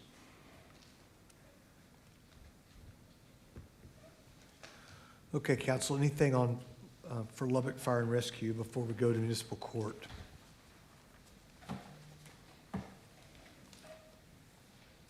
Okay, municipal court's on page 65. So municipal court comes forward to you. Judge Hernandez and Ms. Tyag are bringing a decrease, $114,000. They do have a slight increase in their comp and benefits, again for the health insurance. They've been able to decrease supplies and maintenance. The one that I find very impressive is the decrease in the professional services. If you'll recall, Judge Hernandez came to you over the last year to change how the joint magistration agreements worked. Everything he predicted has come true, plus the remaining expenses are being moved into one of the special revenue funds. They have a slight decrease in their scheduled charges for lower IT and telecom as well. So really good work over at the court.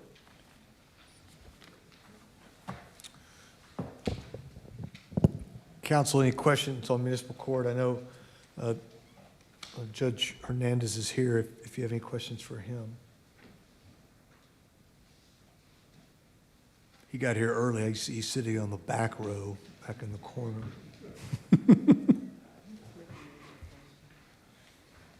Ms. Joy has a question. Would you, Judge, would you come forward, please, sir?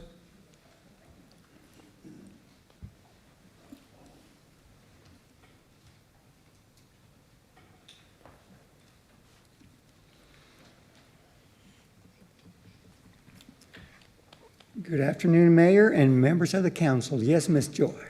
I know that when you collect fines, a portion of that is paid to the state of Texas. Can you kind of remind me how that divides out? Let me bring the brain of the organization over here so she can explain it to you. Amy, come on, I nearly called you up to start with. Right, I mean, why waste time? Just call You're Amy. just a judge, right?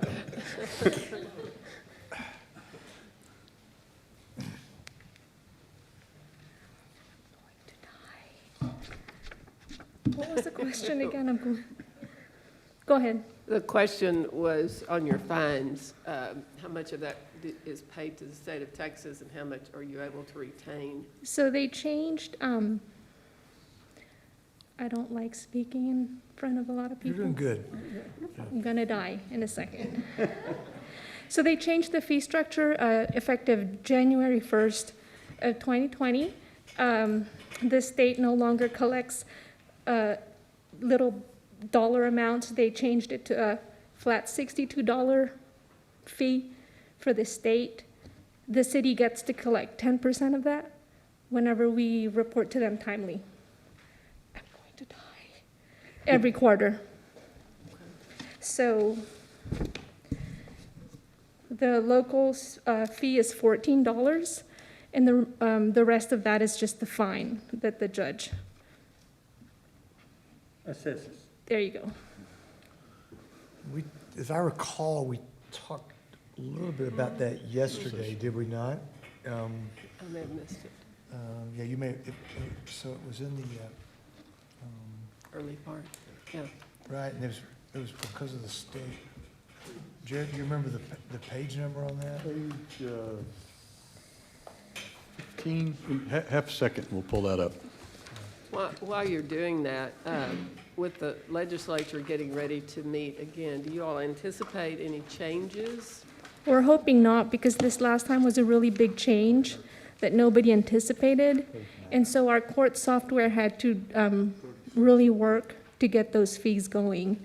We had to sit down and calculate the different amounts that had to go into each fine. Because it depends also if it's a traffic violation, Right. if it's a city ordinance, parking. So parking doesn't get the $62 state fee. That's only on traffic tickets, city ordinance tickets, and penal code tickets. Did you want to say something? Mayor and council, page 9 in today's presentation is where you'll find that schedule. Ms. Joy, if I can also add that up till today, and we stay current with our lobby group, so they haven't reported anything that's coming through the pipeline that's going to have a big effect on it, though. Because this last one did. Yes, Had a huge exactly. effect on Yeah, you. it was. Thank you. So what you were referring to earlier from yesterday, that was the time payment fee.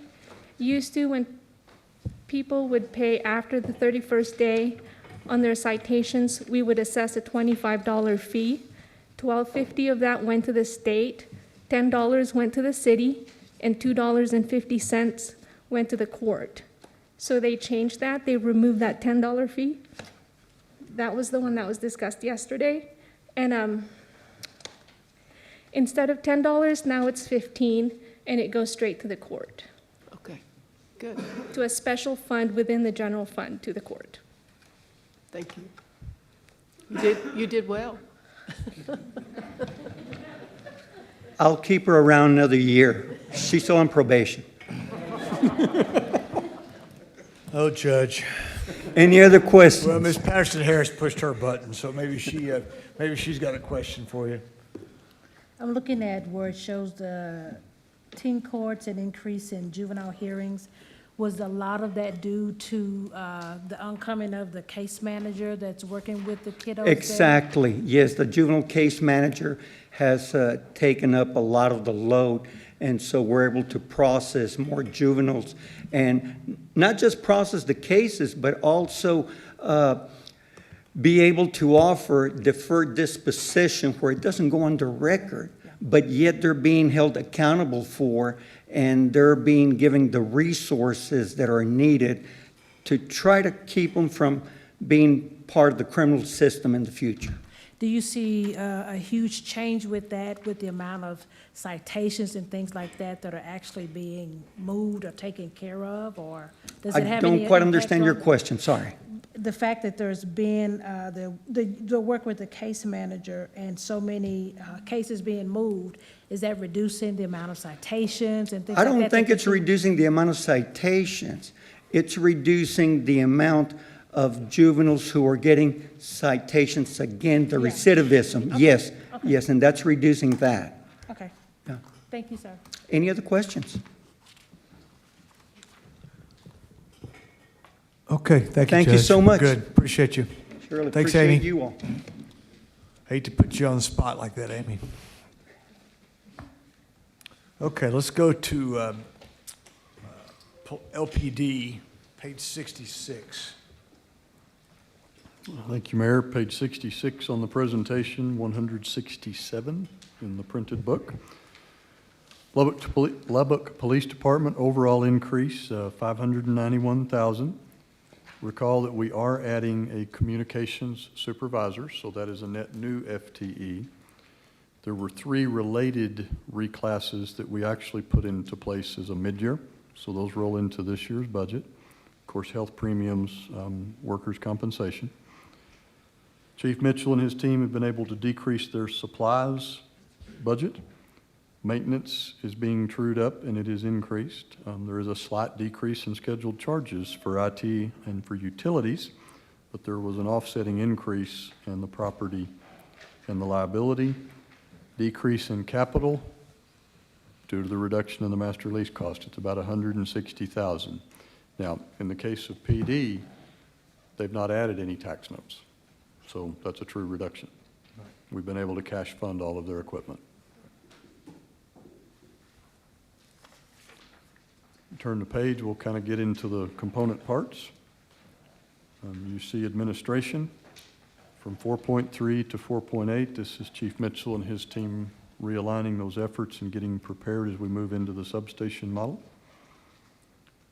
Training group will be down slightly, just a hair under 3.1 to almost 3, so slight reduction there.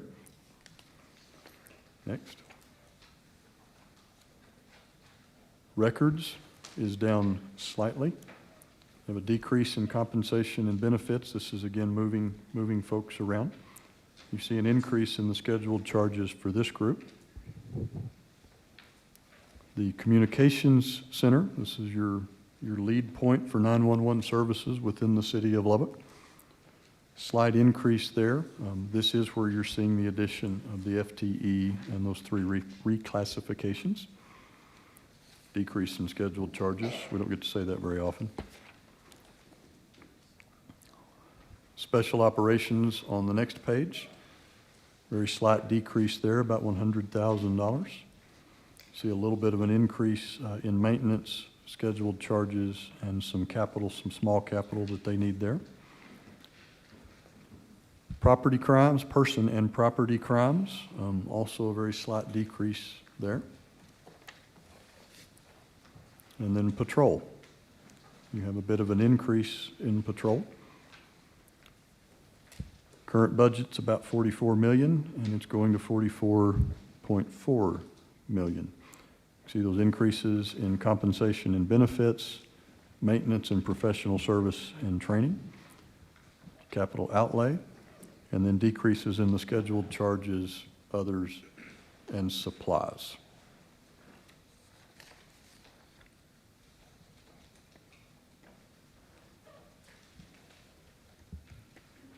Mr. Christian?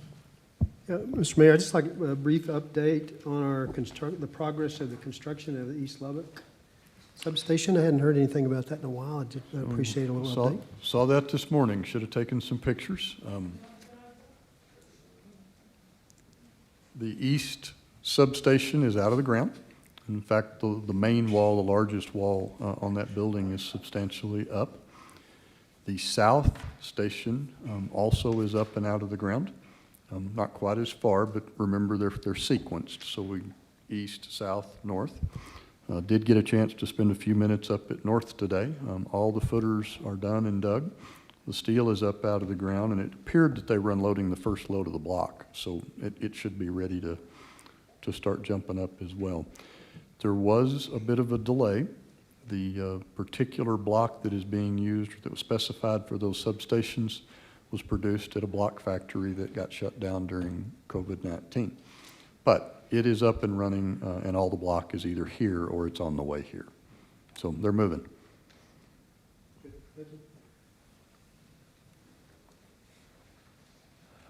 Any other questions about LPD?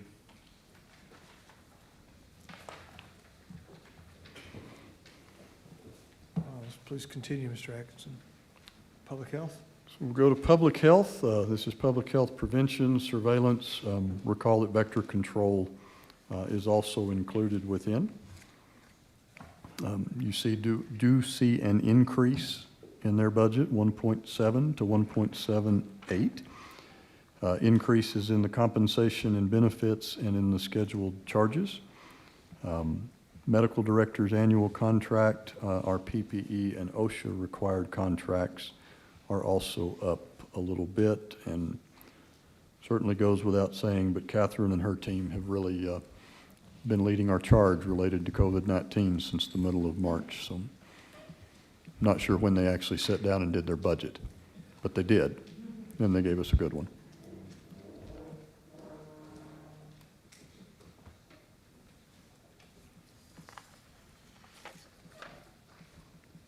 Questions for public health?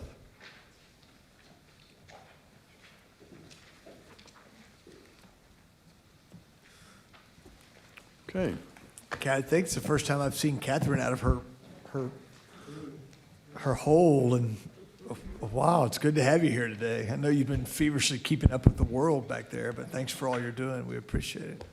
We thought she had been converted to a hologram because she has not been seen outside of that Zoom screen in so long, but she was here in the building earlier today. Bill stopped and took her pulse. She's real, and we're really glad that she's here.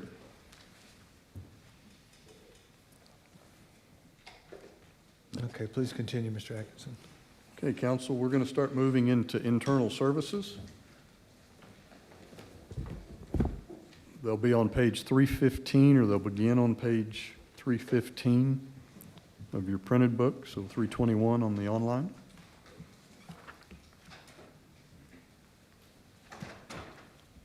So we highlighted fleet a bit yesterday. Here it is in a little bit more detail.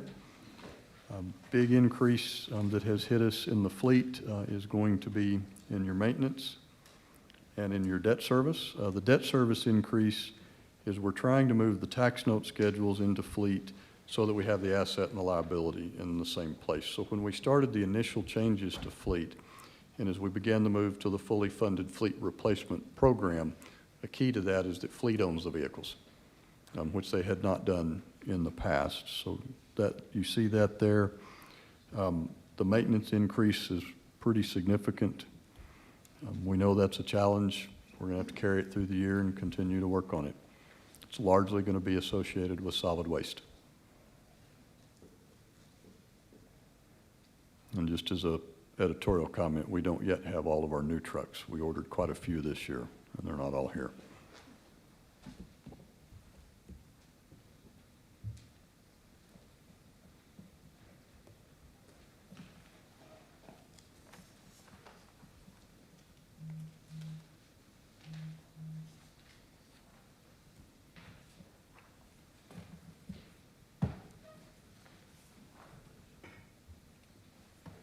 Anything on fleet, council?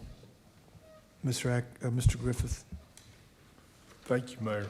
Mr. Atkinson, in relation to the increase in maintenance, and you may have already covered this, but I didn't hear it, so I have to ask again. How many vehicles are we talking about total under fleet? So Billy's here to help if I get too far out of line, but the combined fleet for the city of Lubbock is about 2,100 pieces. There's a lot. That makes a lot of sense. Thank you. These numbers. Thank you.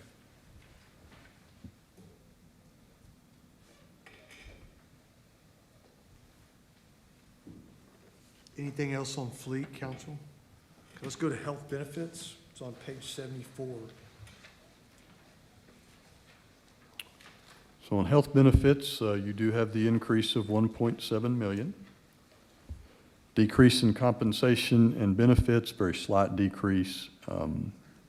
IT did do the inventory audit, and there was a significant adjustment to the scheduled charges here. The voluntary product premiums are up. Now, those don't go up at a cost to us. The voluntary products are paid by the users. But your increase is really in your health premiums. That's $1.5 million. And that's basically what's going to carry the increase in the fund this year. And again, we've said it numerous times, but as we're going forward, the city's carrying both sides. In a normal year, part of this premium increase would split out, and each of us as employees or as covered lives would help pay for that. That is not what we're doing this year. That probably wouldn't be 50/50. No, sir, it would not be. You're correct. What's roughly, what would it be?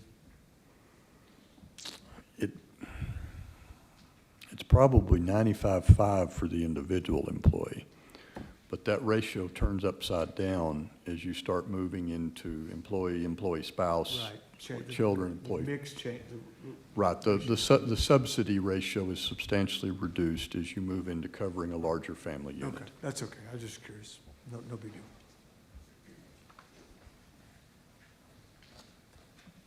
Other questions on health benefits?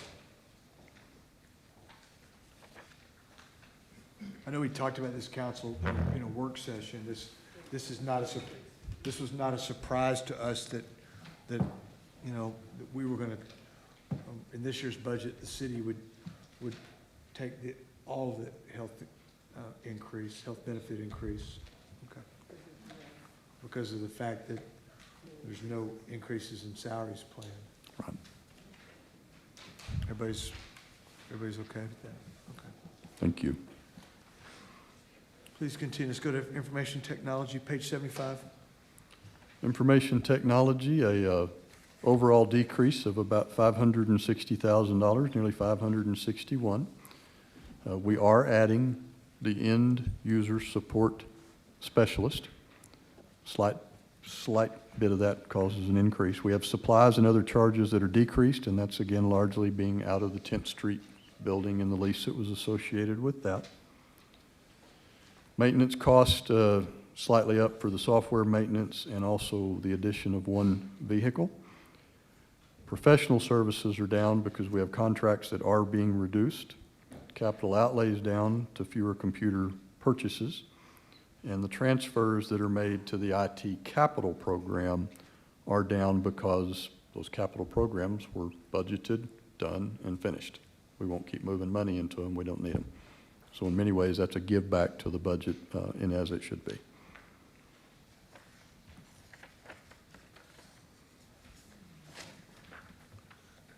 Ms. Joy? Thank you, Mr. Mayor. During several of these budget sessions, we've had discussions about the different maintenance agreements, and sometimes we kind of left wondering if we knew what we really had and what we really needed. So what have we done to improve that situation? I think the best person to speak to that is James Brown. We'll let him come up here. He's working his way through that pretty aggressively.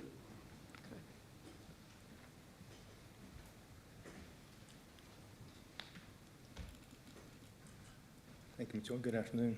That's a very good question, actually, and we have been working through those one by one this year. We actually reduced our software maintenance over $200,000 of applications that we no longer used that were still budgeted. So we had a couple of large ones come in at the end that brought us back up a little bit, but we did reduce those, and we continue to go through those, make sure that we need and we're actually using the software that we're paying for. Are you finished, or are you still working on it? Still working on it. And do you see some possibilities of reducing that further? I do. I don't know what degree yet, but I do believe there are efficiencies still to be gained there. Thank you. Thank you, Mr. Brown. I like an approach. Please continue. Thank you. We'll move next to GIS and data services. We have a slight decrease, $13,000, largely due to the compensation and benefits line item, and that's staff turnover, and staff turnover in this case is a very well-deserved retirement. Ms. Abby retired after 38 years with the city of Lubbock. You will get a chance, council, to see her in the near future, but there was a terminal pay, of course, associated with that offset, but nonetheless, a significant decrease. Supplies and other charges category remains flat. Professional services up just slightly for training, and then a little increase on their liability insurance cost.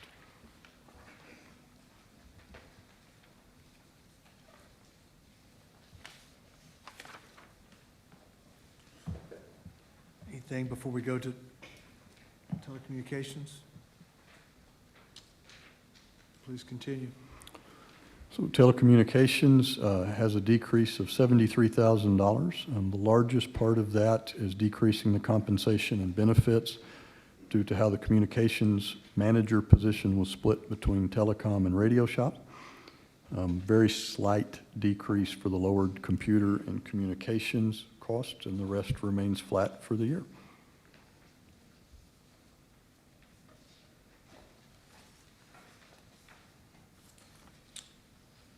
How about radio shop? You'll see the offsetting increase of moving that split position over in radio. Maintenance costs are up, and that's really just anticipating our communications equipment repairs. And an increase in their scheduled charges, and this one was property and liability.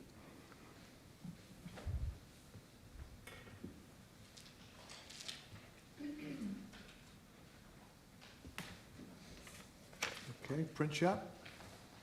Oh, I'm sorry, Ms. Joy. Do we own that property where the radio shop is, or is it leased? It is leased. Okay, thank you. Anything else on the radio shop, council? Okay, print shop? Overall budget decrease in the print shop, just a hair over $34,000. A very slight increase in our compensation and benefits, and again, it's really in the benefits line item. We're decreasing the supplies and others. We had a previous year one-time equipment leasing cost that we're not carrying forward. A little bit of a decrease in scheduled charges and in capital outlay.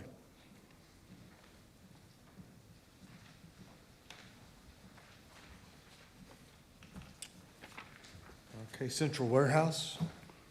Central warehouse, increase of $6,200, pretty flat, is largely due to the change in the compensation and benefits, and again, it's really in the benefits. Maintenance cost, very slight down, increase in property and liability. This is the other half of the operation that Ms. Marta Alvarez runs for us. This is out on the Hill, and Paul and his team, they're absolutely tremendous in their daily work. They've been above and beyond that as we've gone through the emergency response work. So really proud to have them. Anything on central warehouse, council? Let's go to risk management. Risk management is up by $2 million, almost $2.1 million. The substantive increase here is in our property insurance and our liability insurance.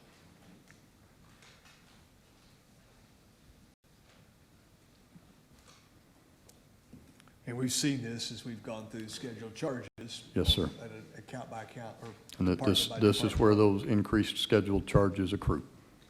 The expense comes out of this department.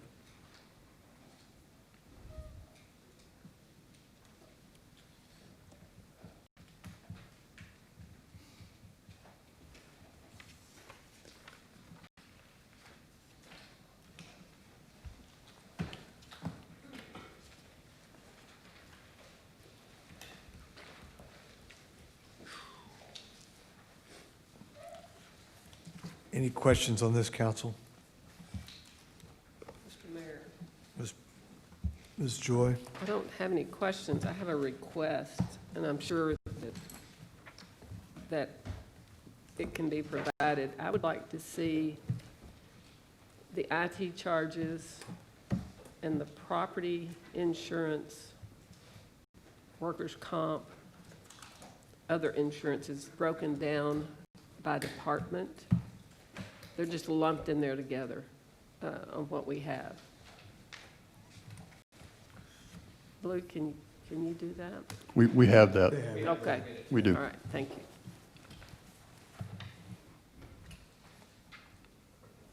While we're looking at it, we might as well see it year over year, over just several years. I think that would be instructive, is sort of, I don't think it would be any big surprises to us, but I think it'd be, I'm interested to see it. Okay, council, that gets us to the end of Book 2. Excuse me, Mr. Atkinson. No, Mayor, you're correct. I was going to run over our to-do list real quick. That's a great idea. Let's do that. So not for inclusion in this year's budget, but certainly to stay on the table, is Blue and I working on a way to come up with a proposal that you can look at for the turf replacement. So probably won't bring that back before this budget is adopted, but something you should expect to see of us over the course of the next year, certainly before the next budget. We have a request to present the museum attendance split between what's at the Buddy Holly Center, what's at Silent Wings. We have that, and we'll get it to you. The IT charges by department, as well as the various insurance costs by department, and show those as they've changed over the last few years.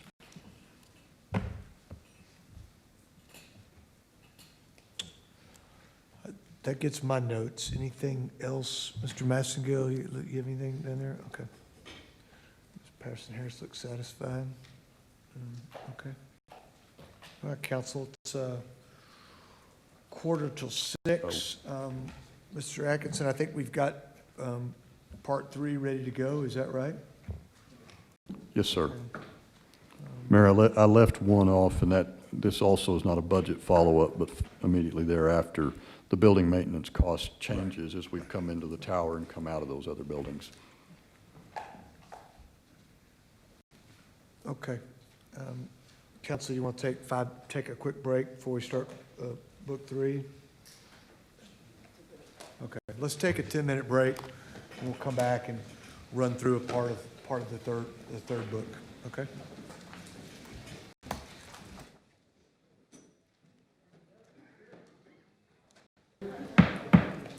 Council, come to order.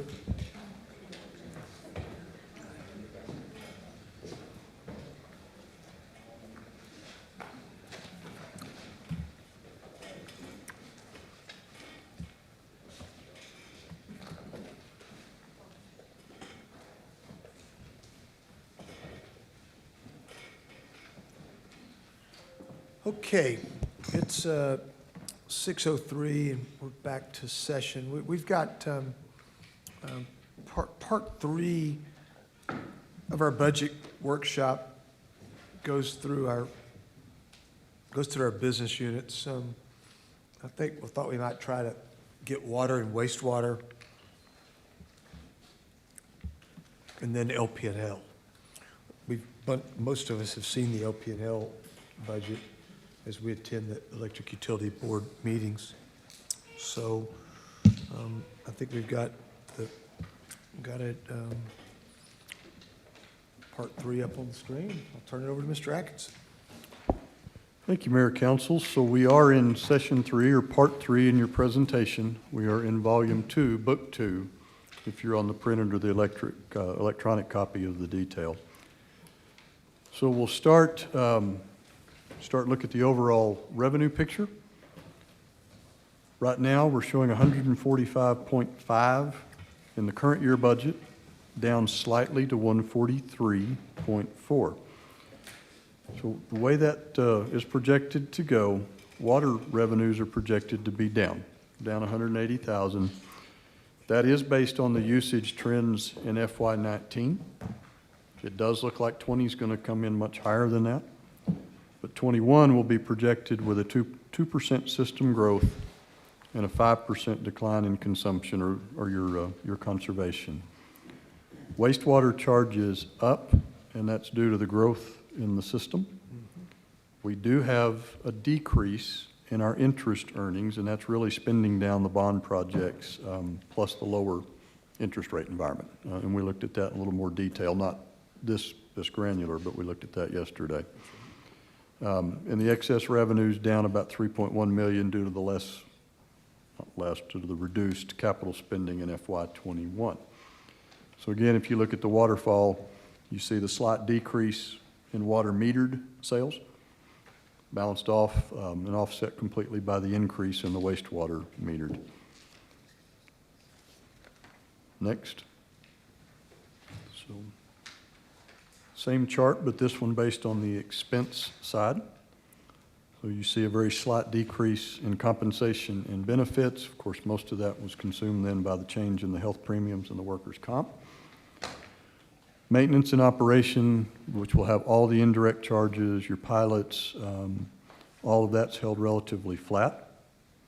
Scheduled charges are down nearly 800,000. Canadian River Municipal Water Authority's budget this year carried a reduction for all 11 cities. You're seeing the benefit of that here, as well as reduced IT charges. The debt service is up, and all of that debt service increase is the AMI project, so putting in the automated metering infrastructure on the water side. Transfer to LP&L did go up, 493,000. Part of that is the $1.2 million payout for the reroute that was associated with Lake 7. And then we have a decrease, $686,000 for a one-time purchase that's been made. Transfer then out to other funds goes down because there's less capital being spent in FY '21.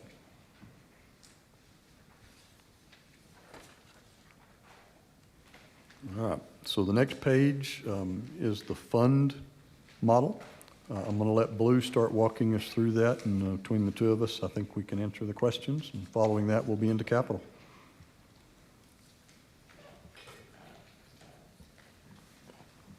All right, thank you, Mr. Atkinson. So the budget that we have in, as you'll see for the revenues and expenses, are pretty static. What we do with the fund model is a little bit different than the actual budget. We base it on the budget, and then there are a few adjustments because this, to us, the model is a little bit more of a living, breathing document. So what you're going to see, and especially let me call it out, in the operations, maintenance and operations for FY '21, it's going to be a little bit different if you look at compensation and benefits. That's because we budget at 100% staff within that department, all in. However, in the model, we know that throughout the year, part of those, kind of like with engineering, part of those staff members are charged to capital projects. So in the model, we start trending those a little bit more and really trying to guess and estimate where the model is going to lay out. That helps us to make better decisions, more informed decisions for future capital based upon the actual model rather than just the budget. So I'll stop there, and if you have any questions on what those differences are, I'll be happy to answer.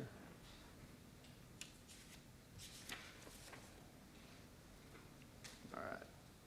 Hearing none, I'll keep moving forward. So we do expect our total revenues to be up slightly. That really is from the metered services being up year over year. That's water and your wastewater, the actual usage charges. That is with no rate increases built into our models this year. The operations, the maintenance and operations, I've got to fix that on this model. The maintenance and operations is up year over year, as Mr. Atkinson mentioned earlier for those reasons, but it is going to be a little bit less than what you're seeing in the budget because part of the personnel is charged over to those capital projects in this model. Mr. Koslich, it would be maybe a good way to just explain what you said would be that this model is a more realistic look at their business. It's how the business is operating, Okay. yes. Okay. And that's how you get to the difference in revenue. That is, the difference in revenue, budget and on the model itself. Yes. Okay. All right, thanks. So That's that what I- is, and like I said, Okay, that'll, just wanna that'll make carry sure. through. So you'll see on this, on the actual model, your revenues are gonna be slightly higher than the expenses, by $605,000. What this really plays into, like I said, when we're making future decisions about the model based upon today's, conditions, when you're looking at this, we do have to target and look at different debt service coverage ratios, make sure that our debt issuances in the future are still aligned. We still have the coverage metrics that we need in order to continue functioning this as an enterprise system. Especially now, it's more critical that it is an independently rated utility system. So all of these different metrics and the financial measures come into play at this point. Lubbock Power and Light has been dealing with this for a few years, looking at their model a little bit differently. So water and wastewater is following in those footsteps and trying to make this a little bit more realistic of a picture. But if you move to the second page of the model, you will see that our coverage ratio in this year is moving up to about where we're targeting. It's going to be at about a 1.59 times coverage. What we're slowly and gradually building that up to a very strong system in credit rating eyes of a 1.75. The rating agencies will tell you they want to target over a 2 times coverage, which we don't think is realistic. That's not a good way to operate. So we're going to continue targeting at about a 1.75 times coverage. That's long term. Out in the future years, forecasted years, maybe around 25, 26, we start getting to that point.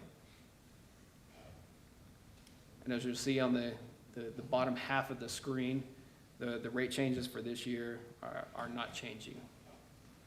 It's base and volumetric.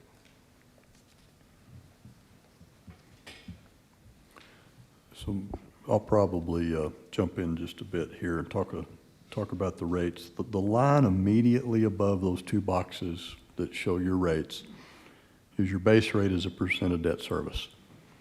Blue and I really think that the coverage ratio is very important, and that is what the rating agencies go by.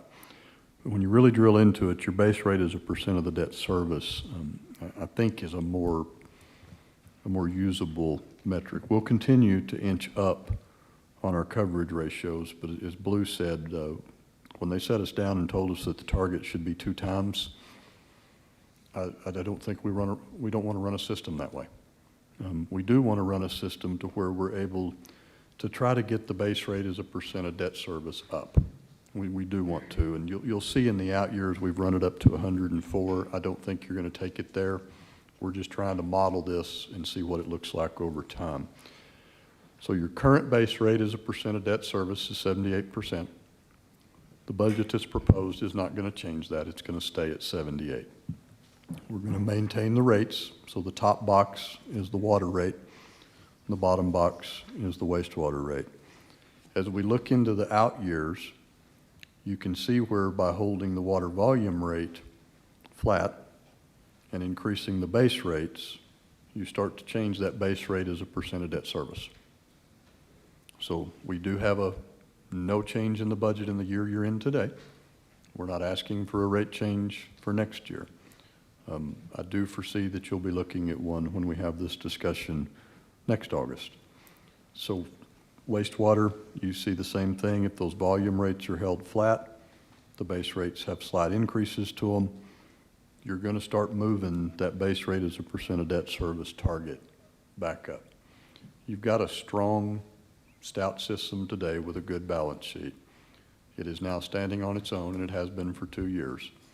We'll continue to make that better with those incremental adjustments, and certainly each year that we might bring you an adjustment, fully prepared to work on that and see different ways to push that back and forth. Any questions on the model?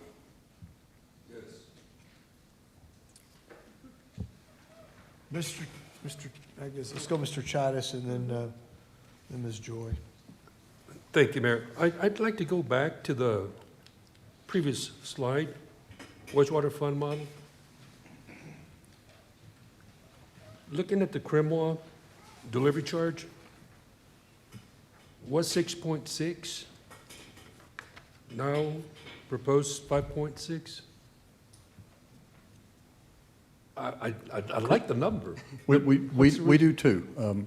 Crimwa and its board of directors, so their staff and their board, came forward. They do their budgets earlier than we do, and they need to because that's a big expense for everybody else's budget.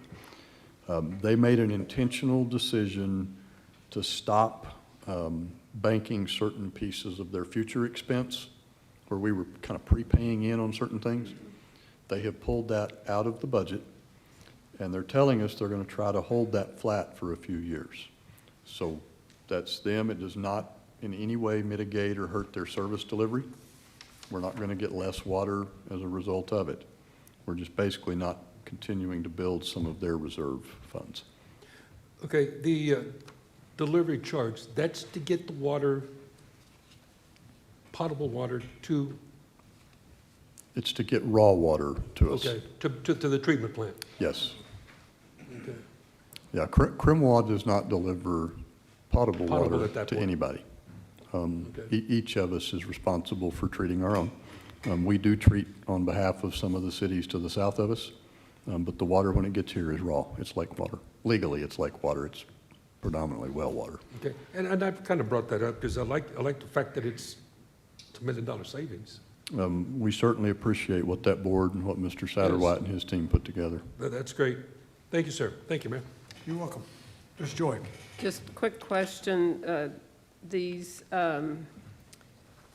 projections still include the first 1,000 gallons at no charge? No Correct. change Okay. to the All right. structure. Okay, thank you. Okay, please continue, Mr. Koslich. I'm going to jump over into the water and wastewater capital. So you're on page 7 of your presentation. The first project that you see in front of you, I didn't bring my ruler today, so my eyes may cross before we're finished. 8624, this is an ongoing project that's based on repairing existing valves in the system. We do fund that annually. It fluctuates. There's years you need more, there's years you need less. But for the health of the system, we really need to do that. We've got future infrastructure funding is the next. I neglected to say on the prior, that's a cash-funded project. $100,000 on cash funding for this one, future infrastructure funding. Coming down to 92453, which is water. Will you please advance the slide that we're seeing? Oh, I'm Okay, sorry. thank you, We're all back on the page. thank you. The next one is water line replacements, phase 2. This is working on existing water lines. This is an never-ending project. Asking for a new $550,000, and it looks like we've got that stabilized, where that amount per year will keep that account funded and allow your water utility to do what it needs to do. Water lines ahead of street paving. There are projects proposed, and we want to get there first. Most of that's going to be the times we're building the street, but not necessarily always. We want to be there first. We don't want to be the first new ditch cut into a brand-new street. We want to do it right. Also cash. Water meter replacements, phase 2, $690,000. You see the out-year cost, $700, $710, $20, $30, $40. That's building you into that replacement program that will be going with your automated meter system. Money that is not spent because it's not needed out of these accounts will continue forward into the next years. Pumping system improvement. We funded a pretty significant investment in that a couple of years back. We do have some dollars remaining in it. We'd like to put a little more, and then we think this one also stabilizes at $500,000 a year. If you take that, you take the valve projects, you take some of these, when you consider we have over 1,000 miles of line, it's a pretty minimal expense to not let us get behind on being able to do those. It's a lot of money, but compared to the totality of the system, it's pretty minimal. Cash project, carry down to 8649, the next to the last line. $350,000 for fire hydrant repair and replacement. This is one that for the next few years, we need to continue to increase its funding. We've got to increase the funding for that. Lubbock Fire Rescue, your water department, others contributed to getting your ISO 1 rating. We're going to keep it. We're going to keep it. We'll talk in a little more detail about 92658. This is the Bailey County Electric Improvement. This is the Bailey County well field.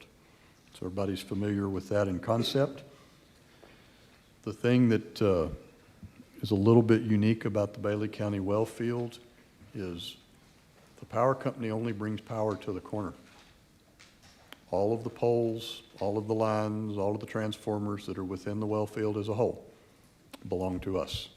It's a private electric distribution network.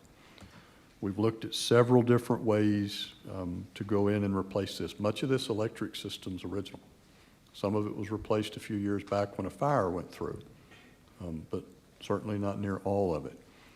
We have looked at and analyzed, should we basically buy a crew for LP&L and let them work their way through that? Should we try to peel off available cash each year and try to do that? We've analyzed that every year that I've been here. We think we've come upon the best way to do this and to be done with it. We're going to ask for $5 million. That will completely replace that electric system. We will need to debt fund it, revenue debt, but we can do it on 10 years. You have electric lines out there today that are approaching 70 years old. So you're going to have an asset that far outlives the debt schedule that's associated with it. So this will allow us to basically do a one and done and be finished with that project. And I'll stop on that one. It may have some questions.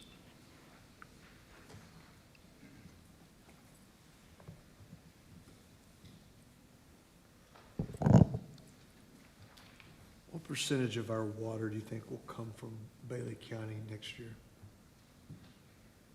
What's our About, is target? it 30, Wood or Aubrey? Probably about 20%. About 20. And we intend to continue to minimize that. We have to maintain that well field, the pump plants, the pipelines. We have to maintain those because that's going to become Lubbock's emergency supply. Sure. It's drought proof, but we funded the Lowhead C project. We talked about that yesterday. That maximizes the use of Lake Allen Henry, the renewable resource, and it allows us to save that finite resource for when we need it. Thank you.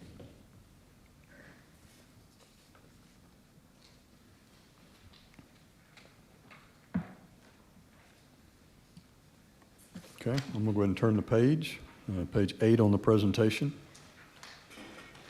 The large valve project is also an ongoing and running account. This one does not spend each and every year, but some years it spends more than a single year's appropriation. A little bit of a change in what we've shown you in the past. Roberts County Wellfield new transmission line. It's called lots of things. Some people call it Crimwa 2. So we have set off in the past, and we've got a small amount of money that we've already put into it. Blue has continued to analyze that, and what you see for next year and then the out years behind it is Blue's analysis of should we go ahead and start prepaying into it so that our portion of the debt when it's issued will be reduced. And based on the varying costs of doing that, he's got me convinced that this is the way to go forward. And that is cash. We're not banking debt. We're going to bank cash. We wouldn't pay it to Crimwa. We would just we'd pull it into our own account where it would draw interest. It will sit and hold here. Right. So basically a sinking fund type setup. Yes. Okay.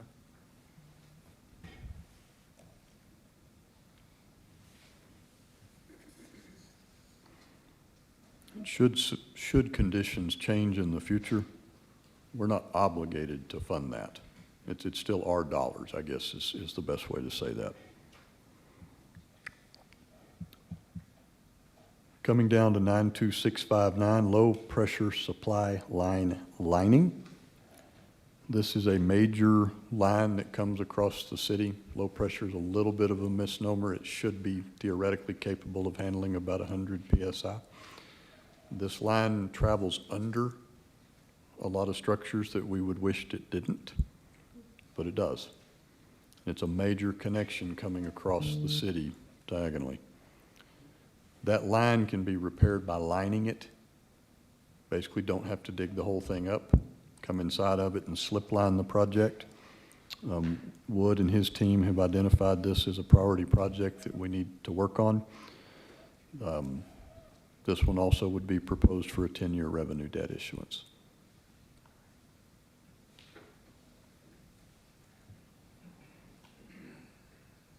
That'll conclude the water capital, and next would be wastewater.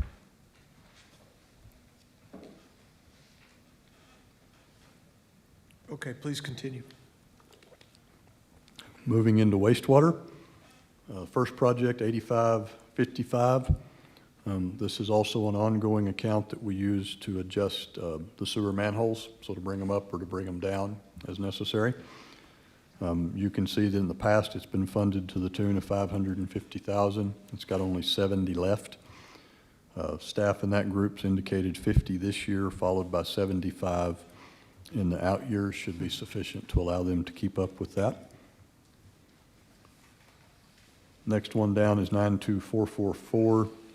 SEWRP is the Southeast Water Reclamation Plant. That's the sewer plant, the large one. These are ongoing improvements to be made to Plant 3. Project, I believe, has been designed. Our estimate is a little bigger than the dollars we have left, so we're asking to add 800 to it. We have the sewer line replacements, Phase 2. This one is an ongoing, every year project as well, just as it is on the water side.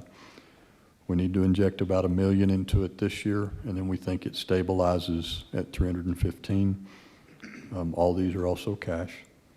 Sewer taps, of course, goes along with that. So you see it, same logic. Water reclamation plants replacement, Phase 2, just ongoing improvements to the plant.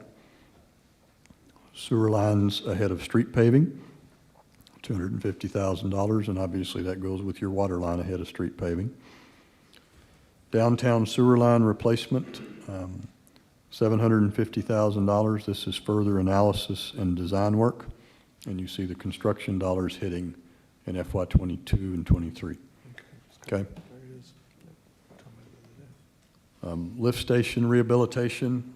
This is the ongoing care and feeding of the various lift stations around town and our ability to respond and keep them functioning. So the sewer capital, the wastewater capital, is all being brought in cash. There's actually a little bit on the next page too.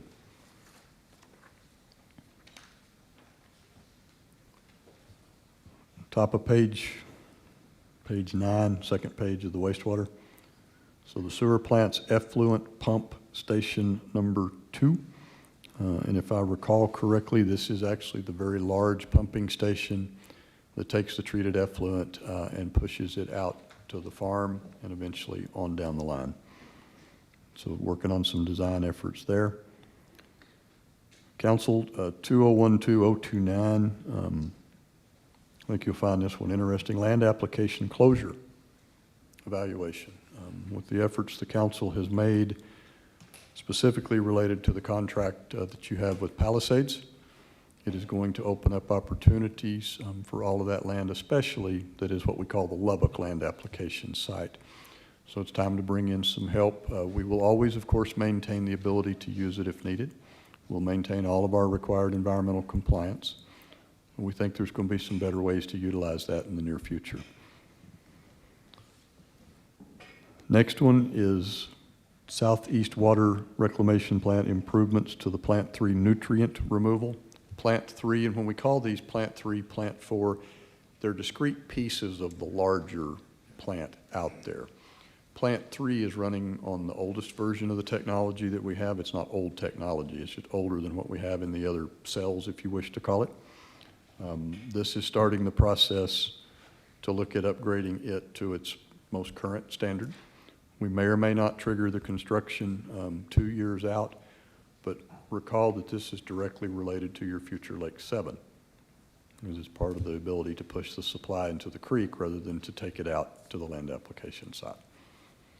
So some of these are big and they're expensive projects, but they're really setting that next stage in the future for how you're able to make beneficial use of that water.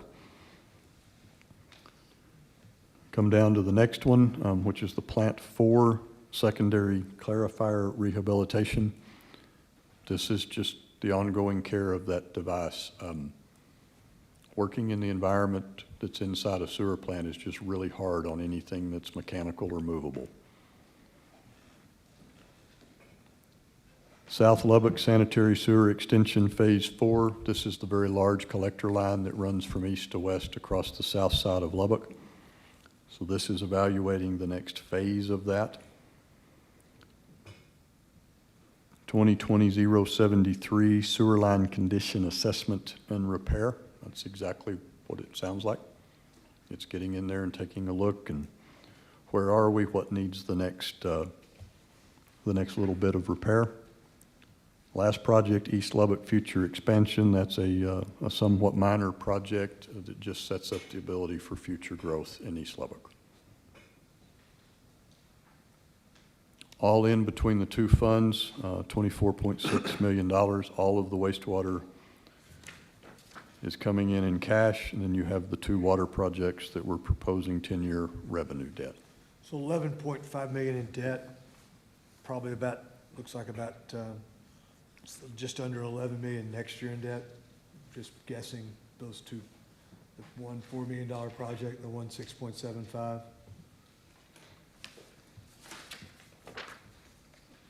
Mm-hmm. Okay. Yeah, just under 11.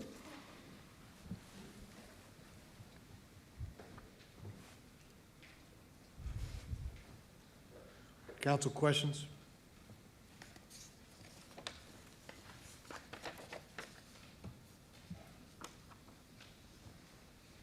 I mean, it's a big business.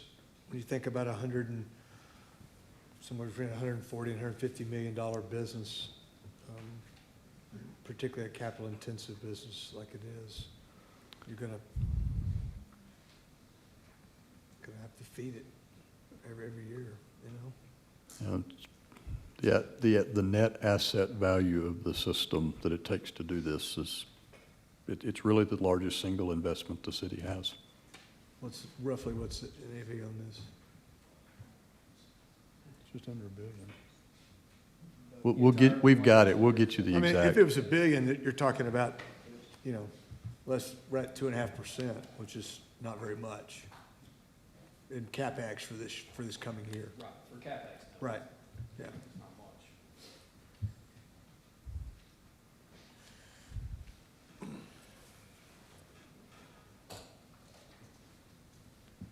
Ms. Joy? Looking at the wastewater for the year 2022-23, it shows 41 million requested. Correct. And that's because those Yeah, the 40. projects, Yeah. And that 41 million is water and wastewater both. both, okay. And that's if the estimated sequence that we have in, a project that's designed this year might be bid the following year. If those hold exactly, that's what the request is. And the model will support that, Blue? And the model will support that? Yes, it will. Okay. Yeah, I think the largest single piece that goes in there, if you go back to page 7, the first page of the capital, the largest single component of that is the next step on your elevated storage tanks at 12 million.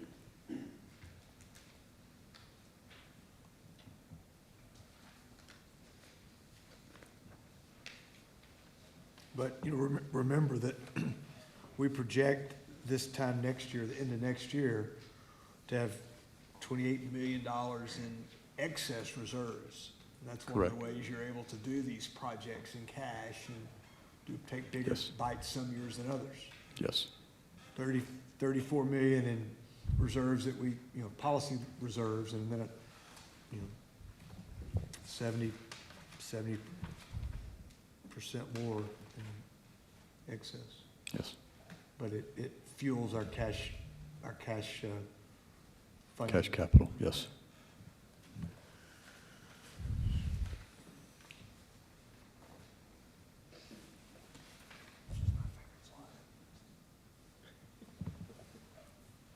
Okay, other questions on water and wastewater?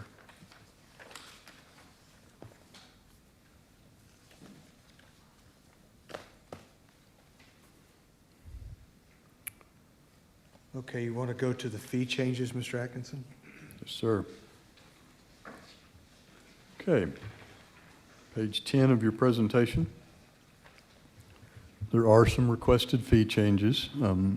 And again, as we talk through the water meter set fees, recall that these are not of general impact. These are for a unique particular project. Somebody's adding a water meter, making a new tap, getting all of that done. We are proposing some pretty significant increases to do this, but you're also moving into the AMI world as we set each of those. Okay? So the days of us buying a $60 meter are gone. But each new set will be on the AMI. And that's largely what you're seeing is these changes here. You can see as those meters get bigger, they get very expensive. Next line down is your sewage disposal permits. So these are the trucks that come and pump out septic systems. We are asking for a $10 increase to that. That fee has set flat for way too long, and our cost for treating the wastewater has not held flat. We have just some minor miscellaneous fees underneath there. The hunting program has been $30 per day per person, asking that to go to $40. We are taking out the Curry Lehman lease, and we anticipate the paintball lease to end when it expires. I believe it's December. Yeah, December. We do not anticipate renewing that lease.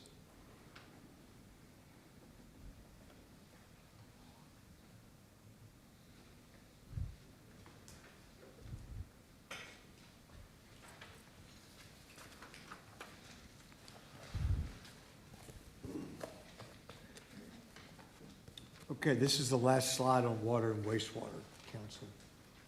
So do you have any other questions or comments on this? Mr. Griffith? Thank you, Mayor. I do have one question regarding where we're at on AMI meters as far as percentage of the city. What, in our target date of completion?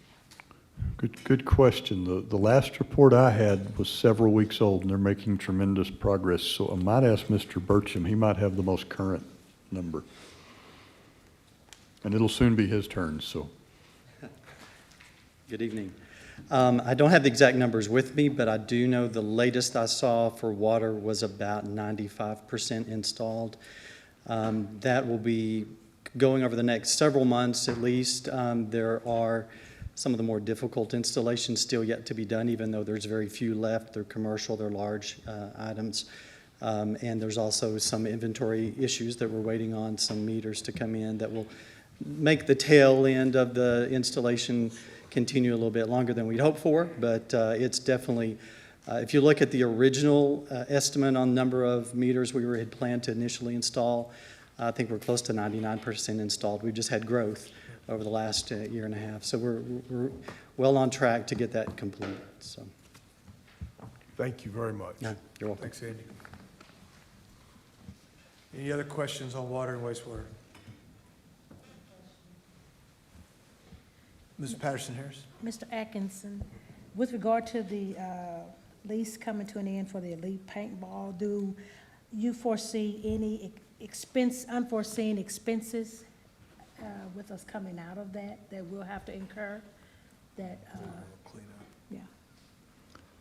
I do. I do. It's possible that once they come off of that and do what we think they should do with it to clean it up, that we may well have some cleanup still left to do. will that be costly? Do you foresee that being really costly for us? And if so, what funding will we use to take care of that? I don't know that it's going to be terribly expensive, and I want to be real clear, we're not talking about any potential environmental issues or anything of that nature.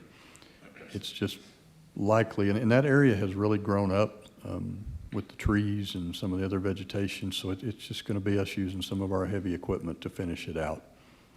Over the years, there's been some, I don't know what you'd best call them, berming that's been built out there that needs to be knocked back down flat, and just some stuff like that.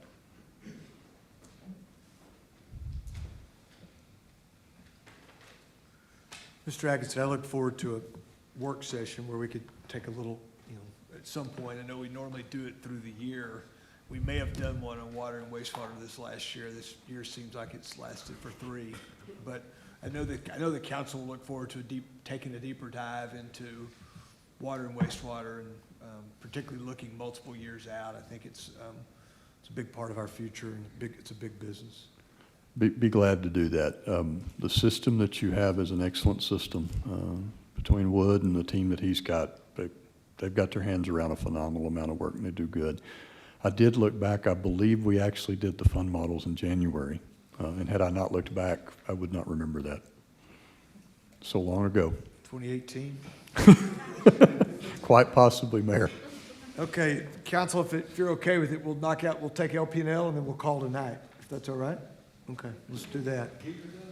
Get her done.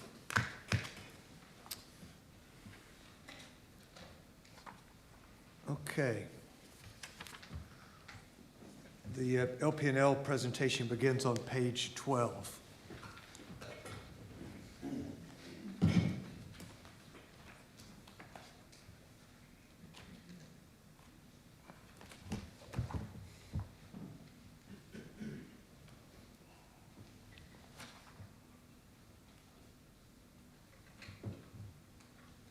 I'm sorry. Are you going to do this? No, sir, my apologies. I should have called Mr. Burcham back. Okay, all right. I didn't know. You've been Andy, running I this- was so looking forward to this. I've already begun to turn pages. Council, it's on page 123. I was wanting to get my notes lined up here. Well, I sure didn't want to delay the evening any longer than we had to. That was me. Well, no, I'm happy to do it. And we know, Mr. Burcham, we know your ability to go through this with efficiency too. So they'll be Yes. be highly valued by the council. Yes. Well, walking you through, this slide shows the funding sources for the utility. First of all, this is going to be a very historic year for LP&L. We are going to be interconnecting with ERCOT. So that's a big deal. That'll happen in June of 2021. We'll be completing over $200 million of 345 kilovolt, very high voltage transmission lines. We'll be completing about 132 million of our inner loops and outer loops of 115 kV and 69 kV transmission systems. We're going to start buying power in ERCOT. We're going to start paying for transmission service in ERCOT. We're going to also pay a hold harmless payment to SPS as we exit that system. And then we'll also begin some distribution system upgrades, and we can start transitioning some of our focus from transmission to distribution because we have a lot of aged system throughout the city. We'll also be completing our AMI, advanced metering infrastructure, and installing a new billing system. So another very large project. And we're going to do all that with no change in base rates. So very proud to do that again for we haven't raised base rates since 2017, so I'm very proud of that, being able to accomplish all of this over the last number of years. But for this upcoming year, you'll see for 2019-20, we were at $243 million in revenues. There's a big increase up to $284 million in this budget. And that is driven by a couple of things. First of all, we're expecting some increase in our purchase power expense through transmission as we are paying a 1-year lag in the Southwest Power Pool. And then we'll also begin paying for transmission service in ERCOT. So there'll be a little bit of an additive effect by that transition, but that's a short-term impact. We'll also expect increases in our energy costs. We have been at ultra low natural gas costs over the last number of years. All the futures for natural gas show that rising as they usually do. So our budget is based on those metrics. And so we'll see if that really holds out, if that happens. So we would expect some increase in our energy costs because of rising natural gas prices. We also will be recognizing revenue for the hold harmless payment that I mentioned a moment ago. We have already collected those funds and had deferred that revenue until 2021. And so we won't be collecting that $24 million, that's already reserved, but we will be recognizing it from an accounting standpoint, recognizing that revenue and then making that expense as we pay SPS. So net effect is zero on the bottom line, $24 million recognized in revenue and $24 million in expense. So that's the biggest increase in the revenues. We'll also see an increase in franchise fees to the general fund, which you'll be happy about. That has a lot to do, we'll be paying our franchise fee portion for the hold harmless payment. That's about $1.2 million. And then an additional amount related to the higher pass-through revenues that we anticipate receiving. So that gives you an idea. We also, you'll notice, there is some offsetting revenues. We will begin making or receiving a new revenue stream, transmission cost of service. Ultimately, we expect that to be around $45 million a year. Since we'll just be in ERCOT for a few months this next fiscal year, that is a smaller number, about $14.5 million. Out of that, we're also paying a hold harmless payment to ERCOT to enter that system, which is about 7.3. So about a $7 million net increase in a new revenue stream that helps to pay for all the projects that we're building today. So that gives you a pretty high level overview of the big items in revenues. So next slide. On the expense side, purchase power pass-through costs are about $36.9 million increase. Again, the bulk of that is that $24 million payment to the Southwestern Public Service, and then also the higher energy and transmission costs that I talked about a moment ago. We do have a decrease in our capacity cost. As you know, we're in a contract with SPS that saved us an awful lot in capacity costs over the last number of years. But as that contract winds down, we'll only be in that contract for 9 months next year. So we'll see about $5.3 million in savings related to that. Another interesting and fun and exciting fact is that we paid off all the debt on our SPS distribution purchase back in 2010. That last payment was just a couple of months ago. So we'll see this year a brief reprieve in debt service, down to almost $9 million in payments. That'll soon be replaced by the debt service on our new transmission systems that are coming online, but we'll enjoy that decrease for this year. And then also we have increased transfers to our capital project fund to cash fund additional projects. We are actually cash funding about $22 million in capital projects this year. As you know, we have a goal to fund about 35% of our capital program with cash. We've been far away from that goal because we've been having to finance so much of the large transmission system with debt. But over the next number of years, we're going to be able to fund quite a bit more with cash. A lot of the fact is because we have that new revenue stream to help us be able to do that. So that's important going forward. So that, I think, gives you an overview of all the expenses from a high level from our standpoint. Any questions on those two slides? Council, any questions for Mr. Bertram? I do have the model on the next page. I didn't know how much detail y'all wanted me to go through that. I know you've all heard our presentation at the board meetings. I'm happy to do a high level if you want, or I think just anything that you feel like is worth mentioning. I think most of these big line items you've already talked about, but if there's anything you'd like to point out, I think it'd be appropriate. One thing, and you can't see it on this slide, but there's a little bit of color coding going on, and it looks a little washed out here, but in a kind of a pale orange color, it's the power cost recovery factor and the SPS hold harmless line item up in the revenues, and down below all the power costs. That just is illustrating how that is an exact pass-through. Whatever our costs are for energy, for fuel, for transmission, and for capacity, we collect the exact same amount in revenues. So we don't generate any profit off of that. That's just a pass-through. And that's why we call it the power cost recovery factor. It is all a pass-through. So that's an important concept. All of our operations are funded from the base rates, which again, we're not recommending an increase there. And overall, if you take out the purchase power cost, the amount necessary to run our organization, to pay the debt service, is about $33 million a year, just to kind of give you an idea. It kind of all gets eclipsed by that large number of purchase power, but that's about what it takes to run our organization. So I think those are some of the important things that I'll point out right now.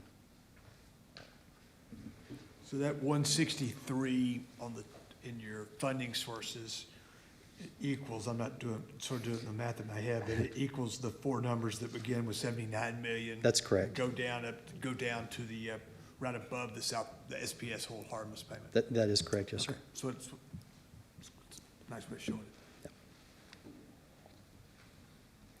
One thing I will mention too, that's not on the slide, our capital program this year, we've had a tremendous amount of projects over the last number of years. This year, our total capital program is about $36 million.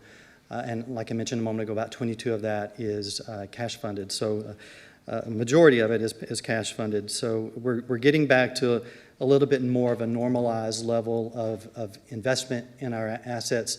We'll probably run around $40 million a year in capital projects over the next, throughout the horizon of this financial model.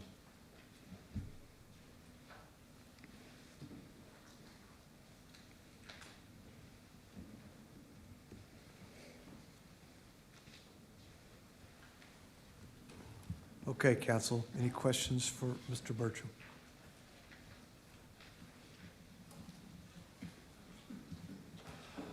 Mr. Kosich or Mr. Atkinson, anything you want to add on this?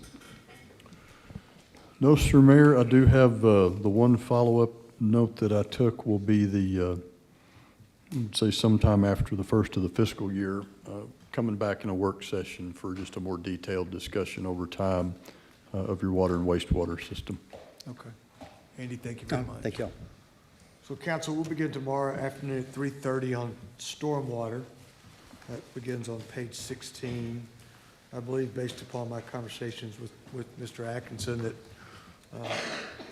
tomorrow I guess we see stormwater, and then we see Lake Out here, and we see airport. We're going to we'll see our TIFs, see economic development. Correct.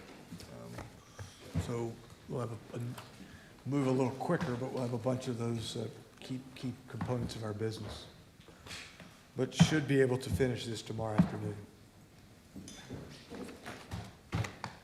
Okay, council, open the floor for any comments before we call it an evening.